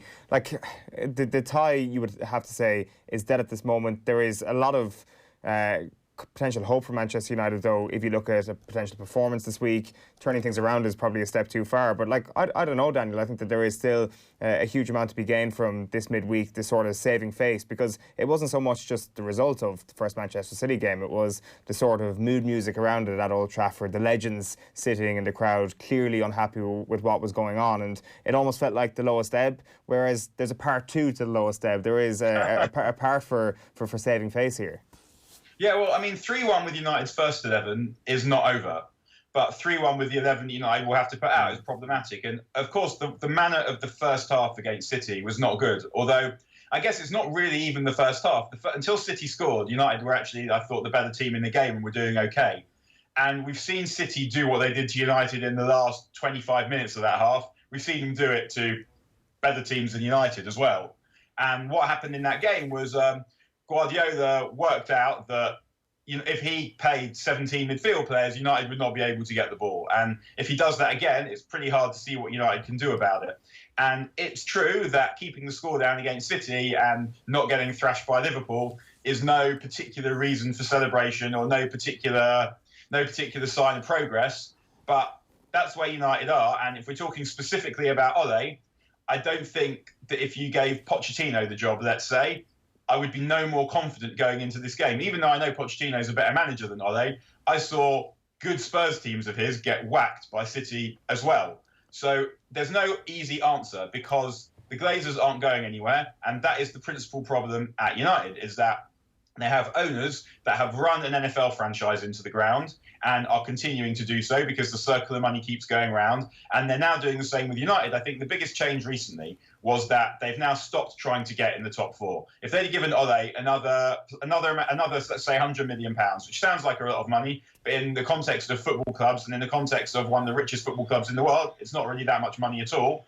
If they'd given Ole another £100 million for 2 midfield players, United would be ensconced in 4th and maybe 3rd. And they didn't. And that tells you that they've given up even trying to get into the top 4. Now, the problem for them is that their revenue streams are based, obviously, on television money and sponsorship money. And I think at the moment, it looks like the only thing that can possibly save United is the sponsors saying, actually, Mr. Potato Head is a very respectable brand. And we have no desire to be associated with the joke of a football club. And if the sponsors start to decide that they don't want anything to do with Manchester United because Manchester United are actually embarrassing their brand, then that might force the Glazers into action. But otherwise, the only thing that you can see happening that would make things better for United is selling to whichever human rights abusing oligarchs happen to be hanging about. Sorry, oligarchs is probably the wrong word. I think I probably mean plutocrats here. But sell to whichever human rights abusing plutocrats happen to be knocking around. And that also is the worst possible thing for United, in my opinion, in that I would much prefer United was owned by greedy carpetbaggers than by the kind of people that own Manchester City and PSG. Can I ask you about the protests then? Are they ultimately pointless? No, they're never pointless. The more attention that is drawn to this kind of thing, the better. The more uncomfortable the Glazers feel, the better. Ultimately, there's probably only one protest that would have the desired effect, and that is people not renewing their season tickets en masse. The time to do that really was in 2005, but then there was another opportunity in 2010. And the problem is that football is amazing, and football's not just about football. It's about history, it's about heritage, it's about tradition. People go to the game, it's about their lives. They go to the game, they go with their family, they go with their mates, and they do it every week.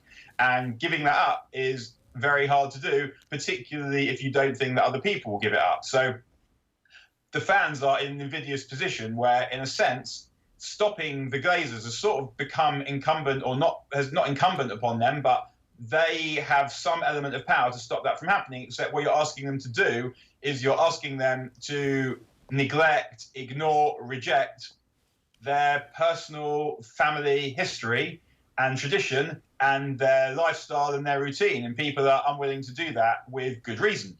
So the protests will always be important because the more people talk about this, the better, and the easier it is for the Glazers, the less likely they are to give the money that United need to be able to compete at the top level of the game. So the more of it that takes place, the better for United, but it's hard not to think that ultimately the Glazers will be sitting there in Tampa laughing while spending United's money. So it's a complicated and emotional and heart-wrenching situation, but the more abuse the Glazers get, the better for Manchester United. In terms of the other stuff that's happening in football at the moment, Jurgen Klopp is saying that he won't even be around for the replay of the cup game after the 2-2 draw last night. We've seen Pep Guardiola also give out about the fixture situation, almost like Guardiola didn't have full awareness of how many games you play in a season, despite the fact that he's been around Manchester City for a couple of years here. What's your take on all this? Honestly, I thought they both made dickheads of themselves. Let's take Guardiola first. Guardiola complaining that City is empty. It's expensive to watch football. Not everyone is as rich as him, and so people not coming to a game at a very busy time of the season, and a game that you know what the score's going to be, you know it's going to be fairly dull, should be easy for any sensitive person who understands the world to understand. But Guardiola is clearly an exceedingly self-obsessed narcissist. He may also be a footballing genius and savant as well, but we see that he doesn't really get it. And that was yet another example of the many things that he doesn't get. In the same way, he appreciates human rights in Catalonia, but not so much in Abu Dhabi. He just doesn't get it. And he ought to get it because it's not complicated, and he's an intelligent man who is able to watch television and read newspapers, but he doesn't. Jurgen Klopp, I think, was probably speaking emotionally, having seen his team concede a 2-goal lead against a team that they should be beating quite easily, and he was probably annoyed speaking in the aftermath of that because he's got another game he doesn't want. However, Jurgen Klopp is another intelligent, articulate individual who should understand that the FA Cup existed for a long time before he turned up in English football, and would exist for a long time after he's gone. And I think that it's fine to complain about fixture congestion, but to then disrespect the competition by saying, well, it's so ludicrous that I'm not even going to participate in this, never mind my players, just made him look, again, like extremely self-obsessed and extremely narcissistic, because the FA Cup is an amazing competition. And I think what both he and Guardiola need to understand, because Guardiola was talking about binning off the League Cup last week as well, is that there are lower division teams that are not funded by venture capitalists and are not funded by billionaires and are not funded by human rights abusing plutocrats who are reliant on money from the League Cup, from FA Cup replays. And what Klopp should be doing is saying, for example, I'm pissed off with my players for letting that 2-goal lead slip. I'm pissed off that we have to play a lot of games. But I understand that a replay at Anfield is monumental for Shrewsbury Town. And therefore, we're going to try and win the game. And if we win the game, we win the game. If we lose the game, we lose the game. And that would be fine. And people would understand. I mean, people have been complaining about fixture congestion for a long time.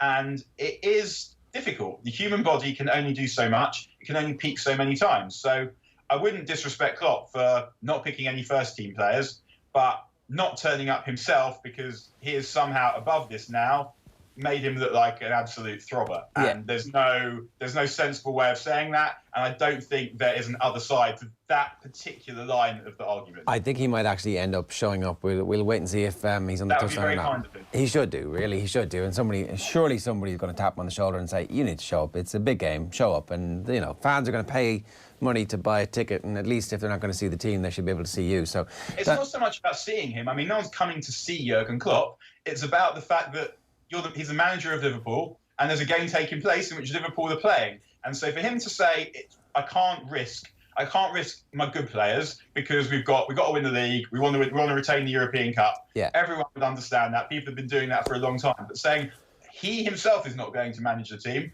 Why? He's not playing. I mean, he does do a lot of prancing on the touchline, but I feel sure that he can manage one extra game without ruining his fitness for the prancing and touchline attention seeking that he will need to perpetrate during the course of the rest of the season. So all he had to do was say he was going to rest his players because it was an unwanted replay, but he would try and win the game, and it would be nice if he just said it would be good for Shrewsbury Town. But to say that he himself is not coming is pathetic. Daniel, we got to go. Thanks a million for joining us this morning. Daniel Harris giving us some thoughts on a range of stories there. We're going to talk with Jason Sherlock about Kobe Bryant next here on OTBAM. First, though, here's LeBron James speaking on Saturday night, just after he surpassed Kobe Bryant's all-time NBA scoring record. It does. It does in the fact that, when I was a kid, when I was in high school, I was growing up through the ranks when Kobe came into the league. He was, it wasn't a dream of mine to come straight, from high school at that point in time to the NBA. But I was like, wow, a 17-year-old, 18-year-old kid being able to make that leap, that's pretty damn cool. And as I started playing more ball and I went into high school, the things that he was doing on the floor, I admired and wanted to be a part of. I went to ABCD camp, and he came and talked to all the kids that was there, and I happened to be one of the kids that was there, and I was just listening. I was just trying to soak everything up I could, and I remember one thing that he said. He was like, if you want to try to be, great at it, or want to be one of the greats, you got to put the work in. There's no substitution to work. And I was a 15-year-old kid at that camp. You can actually find the footage of him at that camp. And in 2001, I believe I was playing in New Jersey, and the All-Star game, if I'm not mistaken, and y'all can correct me, was in Philly, right? Yeah, that Saturday, me and Maverick drove to the Intercontinental downtown Philadelphia, and he gave me a pair of his shoes, which I ended up wearing that following night. It was the red, white, and blue Kobe's. I was a 15, and he was a 14, and I wore them anyways. And I sat and just talked to him for a little bit. He gave me the shoes. I rocked them in the game. And it was the same night that we played Oak Hill against Melo. And then I saw what he was able to do the very next night, winning MVP here in Philly. That following night. So that's LeBron James speaking on Saturday night in the aftermath of passing Kobe Bryant to the all-time scorers list. Kareem Abdul-Jabbar and Karl Malone are 1 and 2.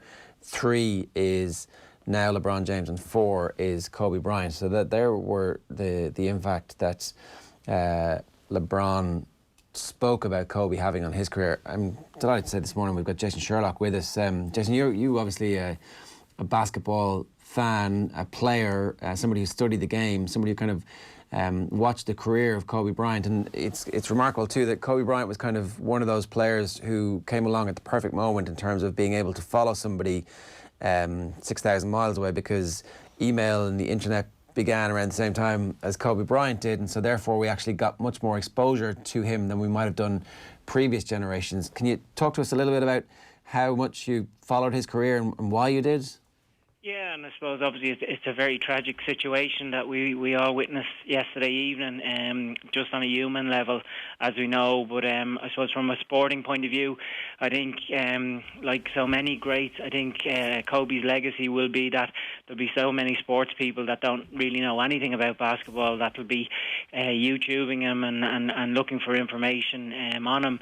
I was very fortunate enough to come across him at a very young age. I tweeted something last night, a good buddy of mine and a former teammate of mine, Emmett Donnelly. The Donnellys would be synonymous with Vincent's basketball. The family, all the guys played for the Super League team, and I think 3, if not 4 of them went to the States to high school. Emmett Donnelly was the third brother, and I suppose not like the first 2, he played a lot of defence. He was known for shutting down players, so when Emmett came back from high school, he had the front page of the local newspaper, a picture of him and this guy called Kobe Bryant, and Emmett was telling us about how this guy was going to go to the NBA straight from high school. He was that good, and he certainly got my attention when we asked Emmett how he did. He said, I shut him down. He only scored 32 on me. He's been scoring 50 on everyone else. So so I knew him very early in terms of who he was, and obviously I followed his career from then. As a sports fan, I was a Celtics fan, and I was a Michael Jordan fan, so probably in my younger days I was a bit dismissive of Kobe, but I think as he got older and as I got older, I probably had more respect for his game. It was probably more than being dismissive, I'd imagine, Jason. I'd say as an opposition supporter, he'd be one of the worst people to be coming up against. I know obviously there were some Titanic Lakers-Celtics games, particularly in kind of the second stage of Kobe's Lakers career, and I guess that kind of came from his work ethic and from the unbelievable desire he had to win at all costs. Being an opposition fan, being a non-Lakers fan, watching Kobe Bryant, I'd say it was a bit more than dismissive. I'd say people actively hated his guts as a sports fan. Well, yeah, and again, he had a great quote about people that hated him. But you're right. There were two things. One, as an individual player, the comparisons to Michael Jordan.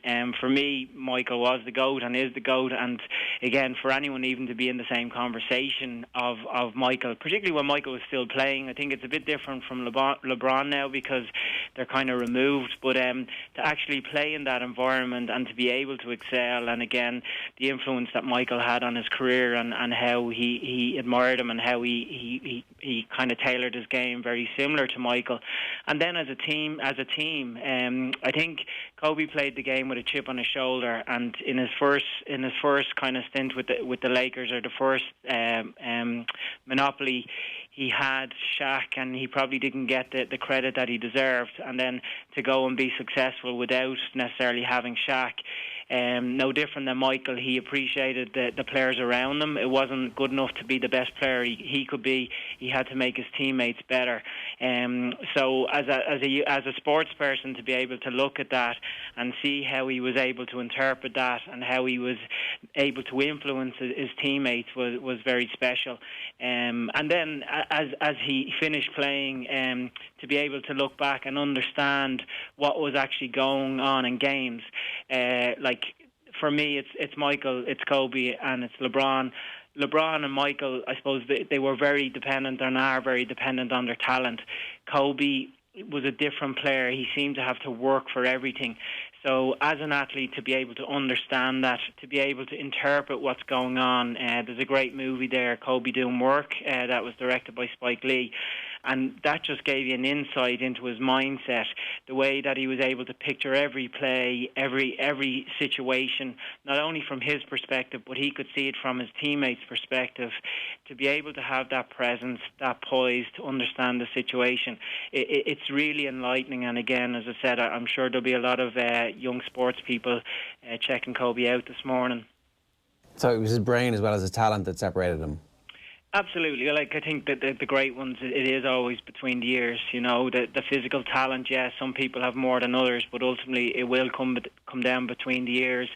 And again, when you combined the unique talent that he had with the work ethic, and again, he was known as the Black Mamba. He understood that once he crossed the line, he had a different personality, and he was so competitive, and he brought that to obviously on the court, but also far away from the court. And again, their values that are very inspiring. And it was a shock to me when I saw the fallout of the kind of the newer players. Let's say, I suppose I'm at an age where I'm still caught up with Michael Jordan as being my hero, but like to see all these young players that were obviously so impacted by Kobe and his legacy, it's really surreal and shocking to think that a guy that had so much to offer is no longer with us.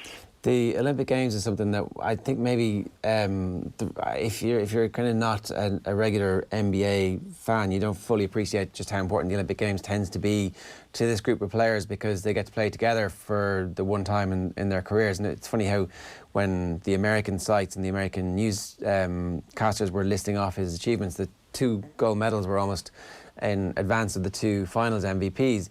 And then you begin to think of, like, why is that? And it turns out that he ends up playing with LeBron and I think with Dwayne Wade and a couple of others who all go on to have amazing seasons the year after the Olympic Games, apparently inspired by the fact that they got to hang out with Kobe and they got to see exactly that work ethic that you're talking about. They realised that he's at the level he's at, not because of his talent, but because of the time that he spends in the gym. He was such a stratospheric superstar at that point that he didn't even stay in the same hotel as LeBron and everybody else. It was like, you know, he is at a level above them all, but at the same time, he was first in the gym and last to leave.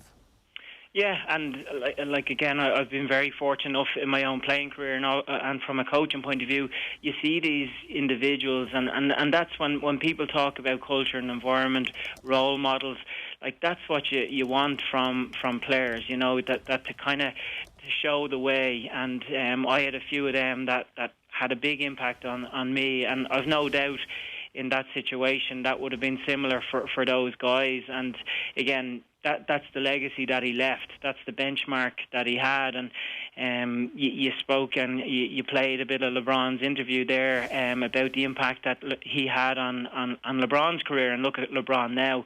Actually, the end of that interview, if people get a chance, it's worth listening to, particularly in light of what happened yesterday. It just puts everything in perspective. But that's the impact that he left. And as I said, it seems that today and for the next few days that people will realise what a competitor he was, and you only have to look at the people that have already spoken out publicly and how upset they are with the news. It's the mark of the man, not only the man but the player as well. Jason, great. Thanks for joining us this morning. Thanks, sir. It's Jason Sherlock giving us some thoughts on Kobe Bryant. If you've just joined us, we did cover the other aspect of Kobe Bryant's legacy with Kavitha Davidson of The Athletic, where we talked about the incident in Colorado where he was accused of rape. It was after the first three-peat. I think I got my timeline here right. So unbelievably famous at that point, and just how complicated his legacy is going to be, because there are people who just absolutely think that this is one of the most important figures in basketball history, and certainly of this century. He is absolutely the most important. Like, LeBron hasn't quite reached that level yet, and might well reach that level, but it was Kobe and then it's him from the year 2000 onwards. Yeah, basically. I just kind of like two of the kind of last memories of a basketball player that kind of stick out to me. Like, I remember getting up in the middle of the night to watch the Game 7 in 2010, which was Lakers against Boston, and you're looking at that Celtics team and they just had icons everywhere, and Kevin Garnett, Paul Pierce, Ray Allen. And then for Lakers at the time, kind of only having a passing interest in that NBA season, like, Kobe was really the only unbelievable superstar in that team. Like, they obviously had the likes of Ron Artest and stuff like that in that team, but Kobe really carried them to that finals win in 2010, which was back-to-back titles, MVP in those finals. That's one thing that sticks out to me. Then also his last game, like, he put up 60 points in his last game in 2016, which you can look at it two ways. The kind of emotion that I kind of had when I saw that was like, oh, typical Kobe, you know, like wanting to kind of be ruthless to his very last seconds as an NBA player, and I think that kind of like summed him up as a player. But you're right, there were so many more complicating aspects to his legacy, especially after the allegations from Colorado in 2003. Like, it changes everything in terms of how you talk about him. Right, 10 minutes past 9. A little bit earlier this morning, before we came on air, Eoin caught up with a friend of the show, Ryan Farmer-Jones, editor emeritus of Slam magazine. Here he is reacting to the death of Kobe Bryant and why he was still such a hugely prominent figure in American life. Yeah. I was had a lot of conversations with a lot of friends and former coworkers and people around basketball today, and a couple of different people sort of made that point that, you know, you have a guy who's such a high-level athlete and so prominent and so well-known and so accomplished for 20 years, and then they retire, you know, after a few years, and you think, you know, well, you'll have this person will be around. You know, I think he was 5 years younger than me, so you think you'll have this person around most of the rest of your life. You'll be able to sort of ponder their accomplishments and see what else they're going to do, you know, in retirement. Kobe had a lot of different things going on. And so, yeah, it's just kind of crazy. It makes it that much more crazy because he still seemed a guy who had a lot going on, was still very active, was an ambitious guy, wanted to be involved in entertainment and business and all sorts of things. And then obviously the worst part of this is that, you know, a guy with 4 daughters, coaching one of them, and you know, had a family still to raise, and so yeah, that's made it a surreal thing just that much worse. You mentioned there that you're of a similar age to Kobe Bryant. I'm sure as a sports writer, as a basketball writer, he was a central thread in your career as well. You would have seen him from the hugely prominent high school career he had, the huge story that it was with him skipping college as a guard at the time. That was a particularly seismic moment for the NBA. Can you talk us through a little bit like that about his career arc, and probably how your own career arc went along with that as well? Yeah, I was remembering earlier. I actually saw him play 1 quarter of a game in high school, just 1 quarter. It was a playoff game, and I was working my first job out of college, and I was covering a different high school tournament, a state tournament game in Pennsylvania, and his team was in the next gym. So I went to watch, and I saw him play 1 quarter, and I think his team was winning 20-0 at the end of the first quarter. I think he had 12 or 14 points, but just clearly dominated. He looked like he could have gone 1 on 10. He was so good. And then I didn't really, his first few years of the NBA, I didn't really, wasn't too close, but I was a Laker fan. I'd grown up a Laker fan, so he was sort of my new favorite player. And then I got to Slam in 1999 and covered him pretty extensively while I was at Slam and spent a fair amount of time around him. And we, did a few, feature interviews for stories in Slam. And so, yeah, I don't think I got to know him well, and I'm not sure anybody really did. That was part of what made him interesting, is that he was a tough guy to sort of really get to know. He was something of a enigma is not the right word necessarily, but he was just a really complex guy. And I think he sort of famously early in his career, even his teammates were like, "Yeah, this guy doesn't want to hang out with us on the road. He's sort of aloof." He was kind of estranged from his family a bit early on. So he had this really interesting background and really interesting story. But a guy, that I had a chance to spend a lot of time with and was obviously very intelligent, very charismatic. As everyone talks about, just a ridiculous competitor. So competitive, relentlessly competitive. Obviously did not go through his career without some controversy, which is a light way of putting it. But that, sort of hung over him for the second half of his career. But he kept going and sort of just on the strength of winning and sort of being so relentless at what he cared about, sort of just made himself this sort of irreplaceable kind of icon in basketball over the past 20 years. Obviously, a lot of people have mixed feelings about aspects of his life, understandably. But as far as his impact on the game, his influence, I was trying to think earlier of a comparison. So much has come out today about the current players in the NBA today who grew up idolizing him and modeling their game on his. And I think it's hard to convey how hard this hit so many current NBA players who maybe, had only met him once or twice, but they grew up wanting to be like Kobe. And a comparison that came to mind would be someone almost like a Thierry Henry. How many strikers growing up, kids over the past, who were kids, 10, 15, 20, 25 years ago, that would have been the guy they would have wanted to grow up and be. And then imagine having that taken away just a few years after he retired. So his impact on the NBA and this generation of players now was just remarkable and massive, which I think is what makes this kind of all the more poignant. Yeah, I think that competitor is what a lot of people are going to speak about in the aftermath of all of this. Yeah.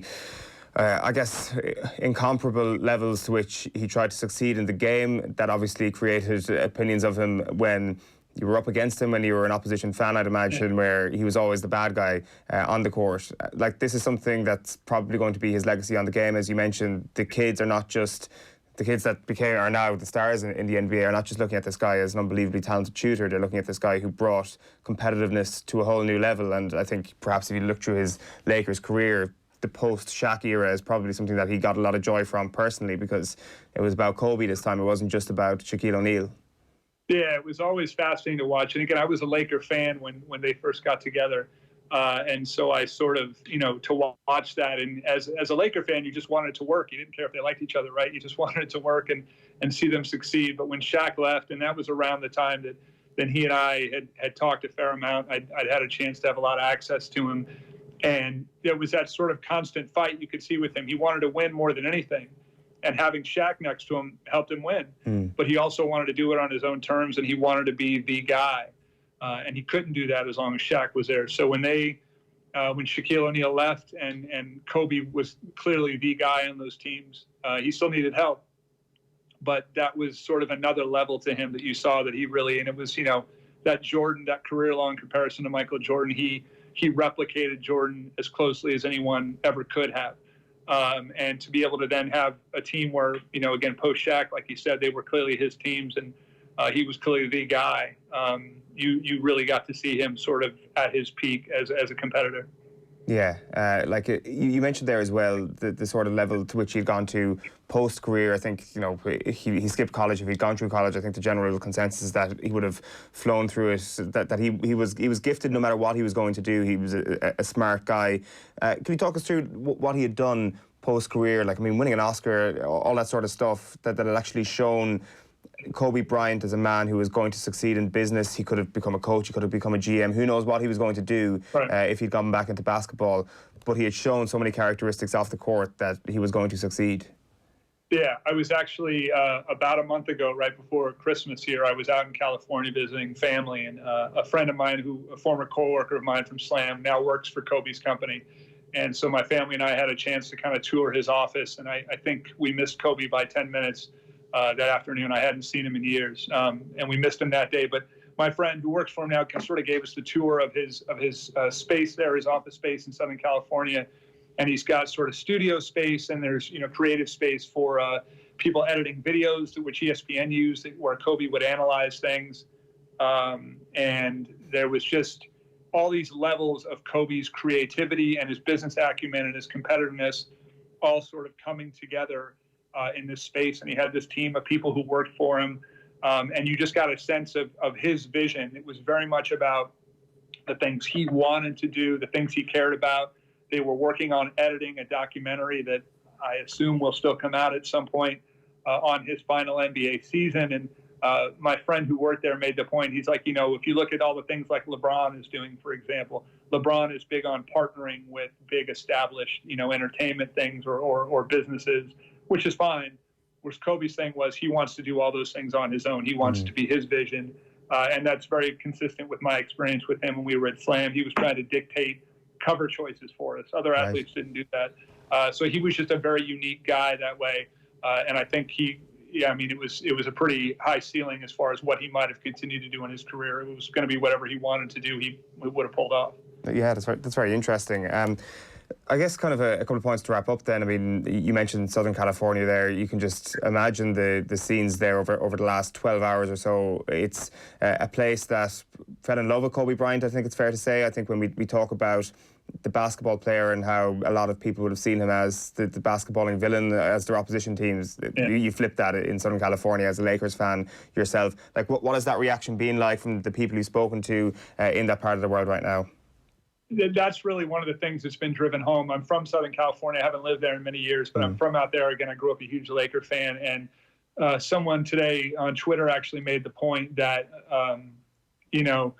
Los Angeles is this massive spread out area with, 20 million people or something, and so diverse and so, diverse economically and racially and ethnically, and just so spread out. It sprawls and sprawls and sprawls over hundreds of miles. And it's not crazy to say that the Lakers are almost the only sort of entity or institution that really unites that whole area. Sort of everyone's a Laker fan in Southern California. They've been so good for so long and had so many compelling, iconic, great players. So, and Kobe was that guy for 20 years. So if you grew up, if you were born in the past 30 or 35 years, Kobe was your guy on this team that united your entire area in a way that nothing else did, politically, socially, culturally. So it's, I think, hard, as big of a deal as he is nationally, even internationally. I think for folks in Southern California, it's hard to comprehend how big this is for them. And the outpouring, I think, of grief and shock and all that. I think you saw a bit of that today, but I think you'll see a lot more of it over the coming days. It's just he was huge and iconic and beloved really throughout that area. Yeah, it's actually just interesting that you mentioned the timeline here as well. One of the kind of lesser points in all of this is how Bryant has navigated his way through a whole new series of technologies as a sports person and as somebody involved in the media yourself. You're probably well placed to speak on this, how he'd gone from the poster boy of the print world to now the Instagram world, which obviously basketball fits so perfectly within. And you have kids who recognise Kobe as a brand, and you have people in their mid-40s to 60s who would have been kids as fans of Kobe, getting their news through the print medium, I guess, when he first came along. Yeah, he really, his career kind of covered that whole span, like you said. As a rookie in 1996. Slam, our magazine, had just started 2 years earlier, so he was one of the guys very early on with Slam, where for us it was all about our covers and our posters that kids could hang on their walls, and he was a star for us both on our covers and the posters and the kind of photos we would choose in the magazine. We always knew we could count on amazing Kobe action shots. And then as it started to turn into an internet thing, the YouTube highlights of his are legendary. A lot of those have been flying around today. And then, you get into social media age. My own son is 15 years old.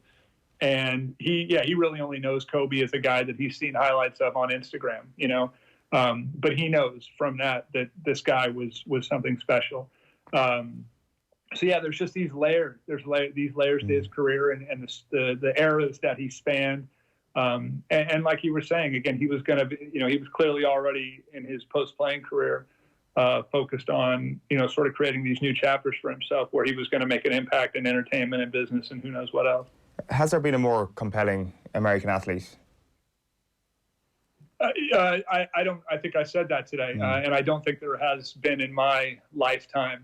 And listen, that's good and bad, right? I mean, this is a guy who was credibly accused of sexual assault 17 or 18 years ago, whatever it was, and that was a huge, obviously, turning point in his career that people sort of didn't know if he would come back from. And he did, and it was, obviously never went to court, settled. So, obviously that understandably creates difficult feelings for people. But from his personal background, a kid who was basically born and raised overseas in Italy when his father was playing professionally for much of his childhood, and then to come back to America as an African-American kid who hadn't spent that much time in sort of the dominant African-American culture, especially, that was predominant in basketball and in hip-hop at the time. And to be a peer of someone like Allen Iverson, who was kind of iconic for, the sort of hip hop vibe that was kind of taken over basketball at that time. And he wasn't sort of born into that in the way a lot of guys were, but he adapted to it and embraced it. And people forget a lot of people had a hard time embracing Kobe for who he was earlier in his career. There was a lot of skepticism about him, that he was a guy who just tried to emulate Michael Jordan and didn't really sort of come to the culture of basketball at the time naturally and sincerely in a way. A lot of people don't forget. I think a lot of people forget that about him. And he, again, I said earlier, kind of just through force of will and just relentlessly winning and competing the way he did, kind of just negated all those questions about where he was from or what he was about, because it was just such respect for how competitive and relentless and great he was.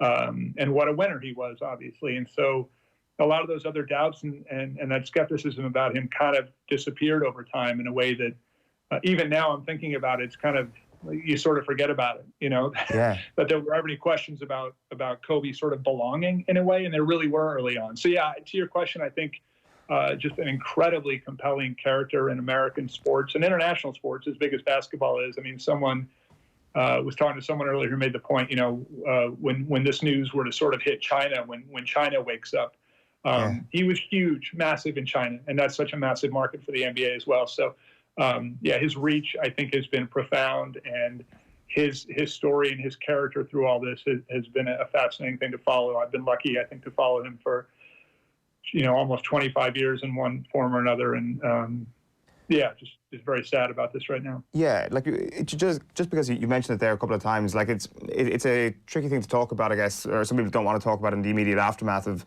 such a tragedy, because it is a tragedy. Yeah. But when it comes to the sexual assault allegation, like it is something that has marked his career with a bad mark really down through the years. It's something that you can accept as a horrible thing that has happened, and at the same time also analyse the failings in Kobe Bryant's own life and his own career. Both of these things can be true. You can appreciate the tragedy as well that has happened last night. Like, this is going to affect the legacy. This is going to affect how people speak about Kobe Bryant. And I just wonder how much is that going to permeate into what we see on the ground, especially in somewhere like Southern California where he is a god.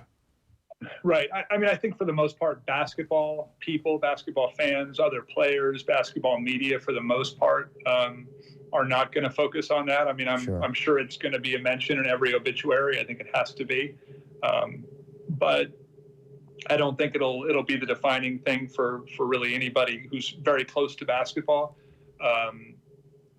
Again, and that's not to minimize what is alleged to have happened.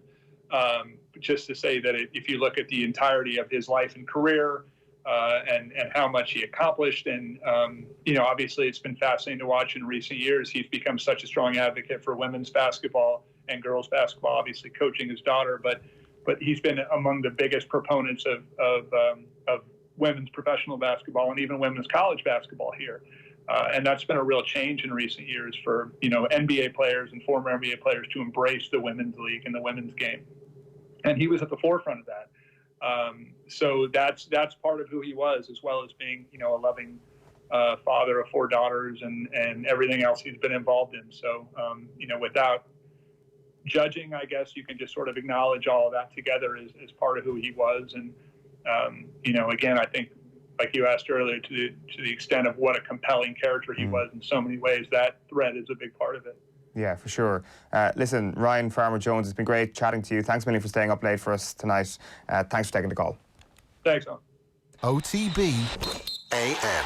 This is OTB Sports Radio. The Sport Ireland campus Blanchardstown is the home of Irish sport, not just for our athletes, but for you and the community. For families, check out our kids camps, sport academies and birthday parties. For adults, why not join our newly refurbished gym with a 50-metre swimming pool, or book one of our world-class indoor or outdoor facilities, including our athletics track, sports pitches and courts.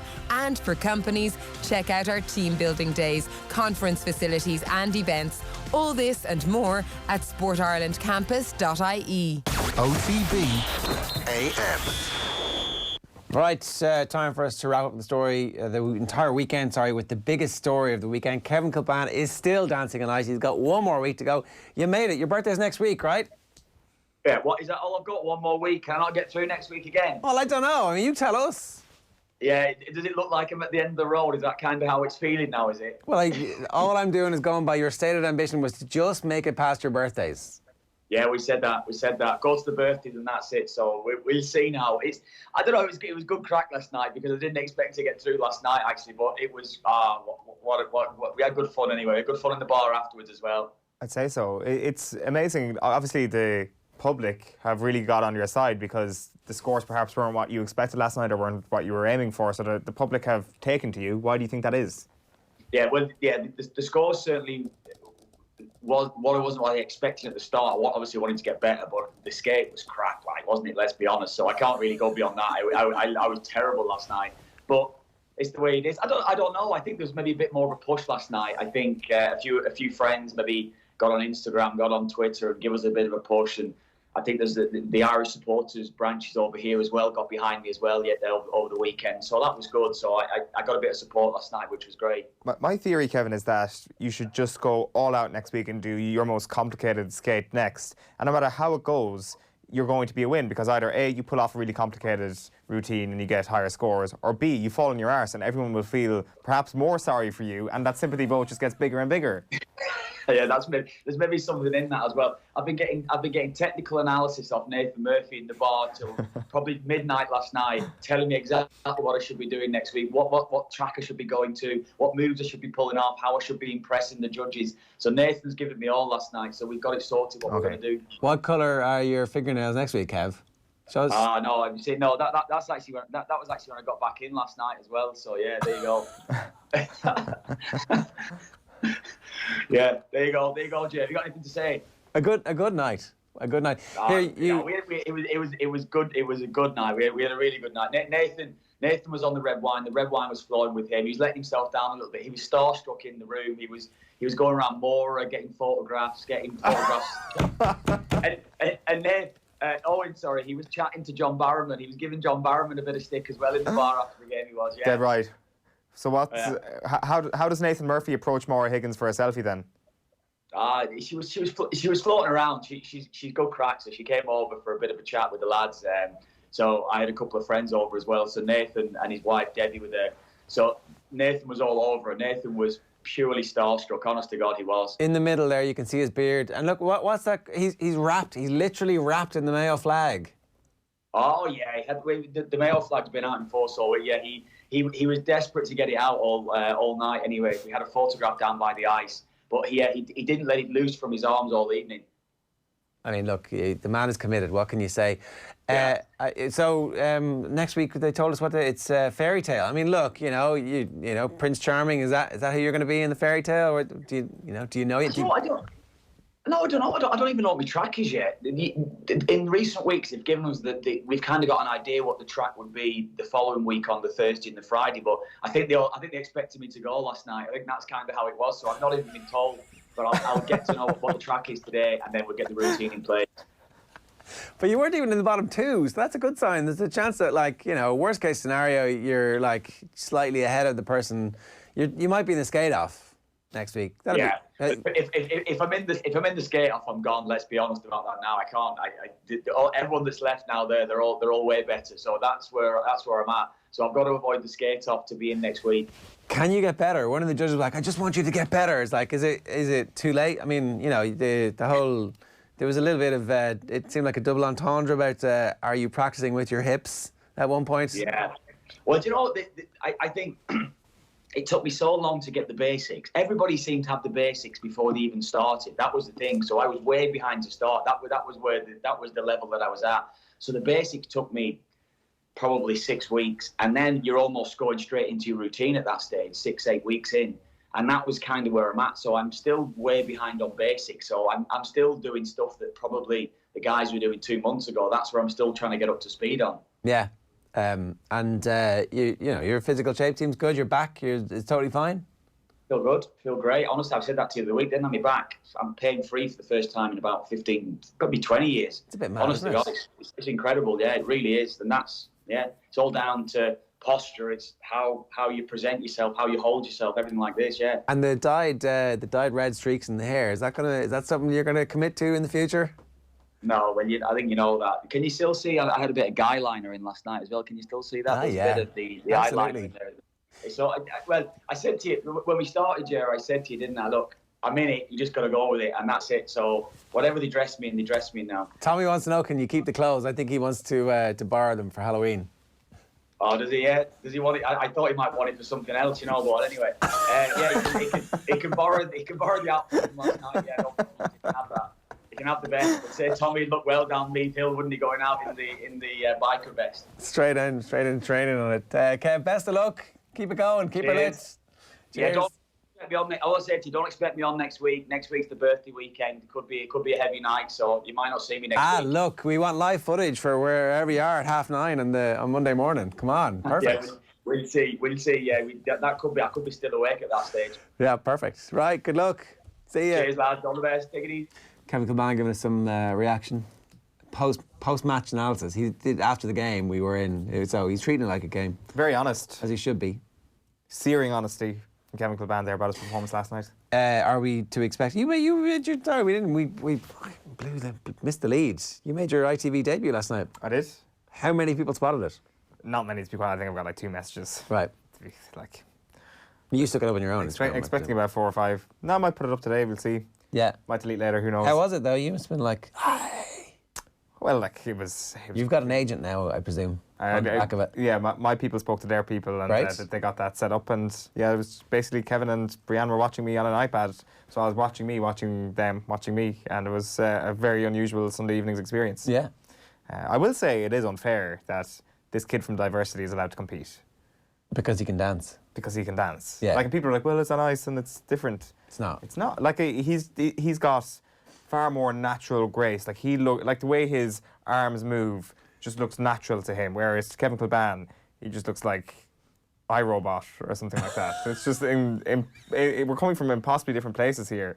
The diversity background and the footballing background. Yeah, it's true. It is unfair, but he's made it this far. He's going to be okay. Next week's the end, probably. Nathan got his night out in London. Well, the thing is, he wasn't in the bottom. His selfie at Mora. All he's got to do is move up at most one place in the voting. If he can wrap up a bit more support this week, if he can do something that will actually remind people of why he's on ice next week, that would be good. Something charitable, some massive act of charity this week. Yeah, wouldn't go astray. I think a fall. I think he just needs to fall. No, because a fall is it's done. You can't. No one will vote for you if you fall. But they might. I think the exact opposite. I think people love a good story of redemption, and Kevin Kilbane getting back up off the ice, if and when he falls next week, would be a great story of redemption. Right. 9:37. We've gone way over time. That's it from us this Monday morning on OTBAM. Thanks very much for joining us. Off the Ball back in your radios tonight from 7 o'clock. You can subscribe to the OTBAM podcast, fully timestamped, making it very easy to find exactly what you want from every morning's 2-hour show. If you missed anything, Kavitha Davidson, Jason Sherlock and Ryan Jones on the passing of Kobe Bryant. Gaelic football with Anthony Moyles, football with Daniel Harris, the sports pages and your top 5 stories.